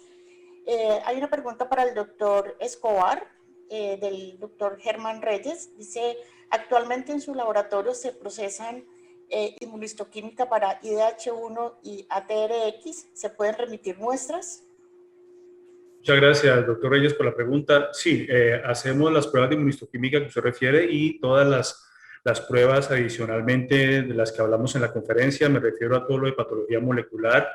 Hacemos la metilación MGMT, hacemos el 1P19Q como codeleción, el BRAF, el EGFR, la sobreexpresión de DP53, todos esos marcadores que discutimos en la conferencia, los hacemos en fundación y por supuesto los casos que requieran una remisión, con mucho gusto los atenderemos. Muchas gracias, doctor Reyes, por su pregunta.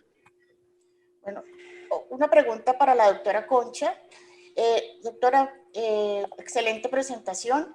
Le hace una pregunta a uno de los asistentes, dice, ¿cuándo hacer marcadores genéticos en meningiomas?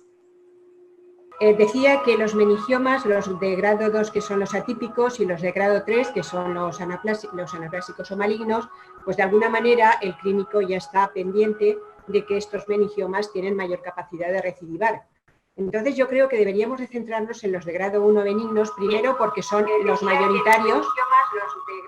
Entonces, en estos meningiomas de grado 1, que en teoría son benignos y tienen poca capacidad de recidivar, creo que las pruebas genéticas más fáciles sería un panel de FIS donde incluyera el cromosoma 1P, el 10 y el 9.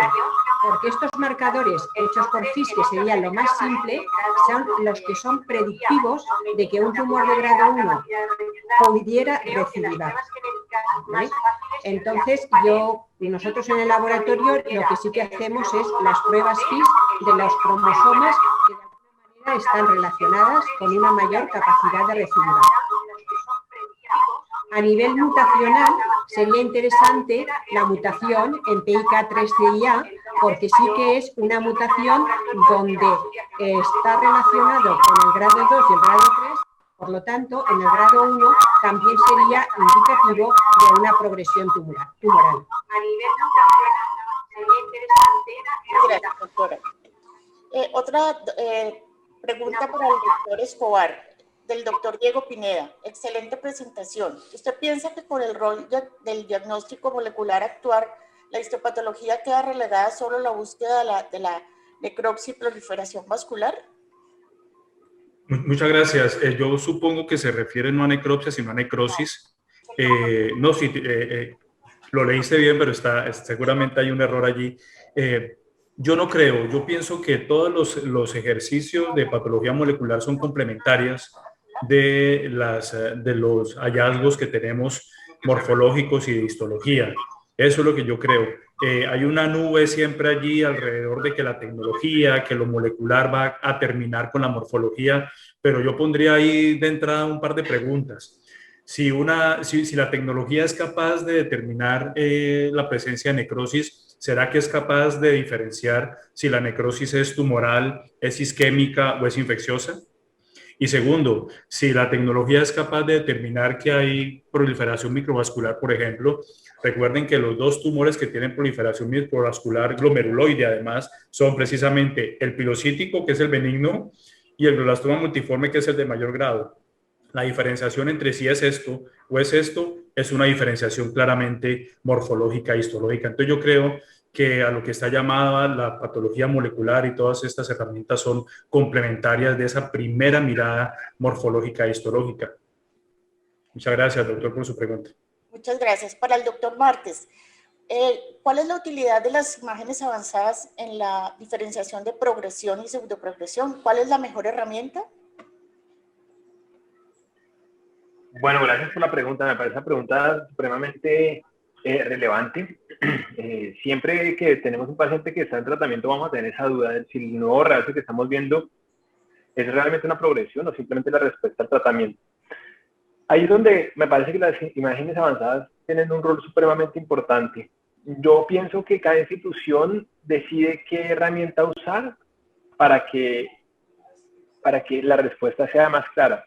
La mayoría de las veces, por ejemplo, simplemente con perfusión. A mí me gusta mucho la perfusión porque me parece que es una técnica que es muy rápida de obtener. Entonces no estamos sometiendo al paciente a resonancias magnéticas eternas.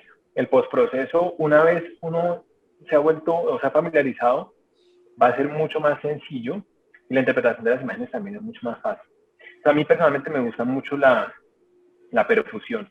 La espectroscopía también. Ahora lo importante siempre es dónde tenemos que evaluar nosotros eso, ¿sí? Cuando hacemos, por ejemplo, una espectroscopía, lo más importante es dónde vamos a tomar las muestras, ¿sí? ¿Qué parte de la resección quirúrgica vamos nosotros a evaluar? Porque Si no hacemos eso y no somos muy acuciosos con el sitio donde estamos obteniendo los metabolitos, podemos entonces evaluar zonas de parénquima que nos van a dar una falsa tranquilidad de que lo que tenemos es simplemente pseudoprogresión y podemos estar subestimando la progresión. Sin embargo, al final del día, creo que lo más importante es nosotros sugerir una cosa o la otra de acuerdo a lo que tenemos, pero el seguimiento es lo más importante. El seguimiento es el que nos va a marcar la pauta de si lo que estamos viendo es tumor o lo que estamos viendo son cambios por tratamiento. Ahora, y la otra cosa que es muy importante tener siempre claro es que cuando tenemos estos pacientes en postoperatorio, no es del todo o nada. Es decir, estamos viendo una combinación de cosas, estamos viendo una combinación de tumor residual o recidivante, estamos viendo una combinación de cambios post-tratamiento que incluyen la radioterapia y la quimioterapia, y si tiene también terapia antiangiogénica también. Entonces, muchas veces lo que estamos viendo es qué predomina en este caso, ¿sí? ¿Tiene pseudoprogresión predominantemente o es predominantemente tumor? Porque al final casi siempre va a ser una mezcla de varias cosas. Muchas gracias. El doctor Diego Pineda, para el doctor Escobar, ¿cuál cree usted que es el rol de las histonas H3 mutadas en los tumores de adultos más allá de los pediátricos? Bueno, a ver, yo pienso que en un alto porcentaje los gliomas difusos de línea media, lo que antes se llamaban los tumores de tronco, gliomas pontinos, tienen la mutación H3K27M, y esta mutación ha sido identificada en pacientes pediátricos, adultos, en tumores del tercer ventrículo, de la región pineal, del cerebelo, de la médula espinal, bueno, en diferentes lugares. Pero básicamente lo importante es que el contexto histológico tiene importancia cuando existe esta mutación. La presencia de esta mutación de los tumores de línea media, los gliomas difusos de línea media, es de mal pronóstico y se corresponde con el grado 4 de la OMS. Es decir, lesiones de línea media, sea de la variante morfológica que sea, con mutación H3K27M, nos indica en general un mal pronóstico y un grado del más alto grado de clasificación según la Organización Mundial de la Salud, que es el grado 4. Muchas gracias. Para el doctor Márquez, gracias por su conferencia. ¿Tiene algún punto de corte para el aumento de la perfusión en tumores pediátricos de alto grado? Gracias por esa pregunta. Realmente, en niños la perfusión es bien difícil de usar. Yo no tengo tanta experiencia en niños, no procuramos hacer mucha perfusión en niños, porque realmente, especialmente, pues glioblastoma es muy raro en la población pediátrica, y cuando lo tenemos lo tratamos muy parecido a como se trata el glioblastoma, como seguimos el glioblastoma en adultos. Para otros tumores, como por ejemplo meduloblastoma, que es tan frecuente y tan agresivo y que vemos con tanta frecuencia las recidivas, realmente no usamos perfusión. A mí me parece que los cambios postoperatorios son mucho más sencillos, el análisis de las zonas relatantes son mucho más fáciles. Entonces yo creo que podemos usar la perfusión como de manera muy parecida como la usamos en los adultos, especialmente para glioblastoma pediátrico. No sé si puedo aclarar la pregunta. Ok, muchas gracias. Tenemos otra pregunta del doctor Diego Pineda, y decía, ¿cuál es la técnica para evaluar el componente tumoral no captante? Gracias por la pregunta al doctor Pineda. Diego, esa pregunta es bien interesante. Creo que hemos tenido estas discusiones con mucha frecuencia nosotros que pues, hemos trabajado juntos. Sí, yo creo que esto es una cosa que tiene mucho que ver con la institución y con la experiencia de cada equipo y de cada neuroradiólogo. Yo personalmente no soy amigo de estudios largos, no soy amigo de hacer todo lo que tenemos en la mano, sino creo que debemos ser racionales. Como recordando un poco como lo que hablábamos ahora, a mí personalmente me encanta la perfusión por eso. ¿Sí? La espectroscopía es muy buena para evaluar el tumor no realzante, sí, de acuerdo, pero la espectroscopía toma mucho tiempo. Entonces, solo si yo tengo identificó dudas reales en la perfusión. Si creo que hay una discrepancia entre lo que estoy viendo en la perfusión, la difusión y las imágenes convencionales, entonces sugiero una espectroscopía como estudio complementario.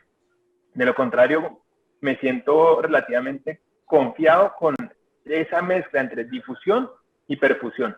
Ahora, ¿en qué momento ya la perfusión y la difusión, la perfusión y el medio de contraste van a tener el pitfall? Y lo hablamos ahora en la conferencia, es en la pseudorespuesta. La pseudorespuesta, que es esa zona del parénquima que va a perder, donde todavía hay tumor, pero va a perder ese realce, y la perfusión también va a tener una falsa disminución. Ahí sí me parece que la espectroscopía tiene un rol importantísimo. Entonces, en esos casos, si tenemos dudas, debemos coger de la mano ya, no el medio de contraste y la perfusión, sino coger como el FLAIR, la difusión y, si es necesario, adicionar también la espectroscopía. Bueno, una última pregunta para el doctor Márquez. ¿Si existe algún límite temporal para considerar pseudoprogresión versus necrosis? Bueno, entonces, sí, ese es el punto. Digamos que la pseudoprogresión siempre ocurre más temprano y la necrosis por radiación va a ocurrir tardíamente. Estamos hablando que la pseudoprogresión normalmente está ocurriendo alrededor de los 3 meses iniciales, de 3 a 6 meses, y la perfusión y la necrosis por radiación arranca alrededor de los más o menos 9 meses y de ahí en adelante. Pero siempre va a haber como ese punto donde se sobrepone digamos, como alrededor entre los 6 y 9 meses, donde todavía estamos viendo que es como pseudoprogresión. Yo creo que ahí ya nos podemos guiar un poquito como por la apariencia del realce, y a medida que uno va viendo como muchos casos de radiación de necrosis por radiación, como que ya uno lo ve y dice, esto suena mucho, como que me sabe mucho como a necrosis por radiación más que a pseudoprogresión. Entonces, creo que ese límite temporal no está tan establecido, y vuelvo a lo mismo, esto no es de todo o nada, no es que hasta hoy hay pseudoprogresión, a partir de mañana ya todo es necrosis por radiación. Creo que siempre vamos a tener una mezcla de cosas. Yo estoy seguro, no sé, doctor Escobar, si usted cuando interpreta a esos pacientes que resecan, que yo sé que muchas veces la patología termina siendo zonas de tumor, al lado hay zonas de pseudoprogresión, al lado hay zonas de necrosis por radiación. Entonces, al final es como una gran mezcla. Entonces, yo creo que eso es lo que nosotros nos encontramos también en la resonancia magnética.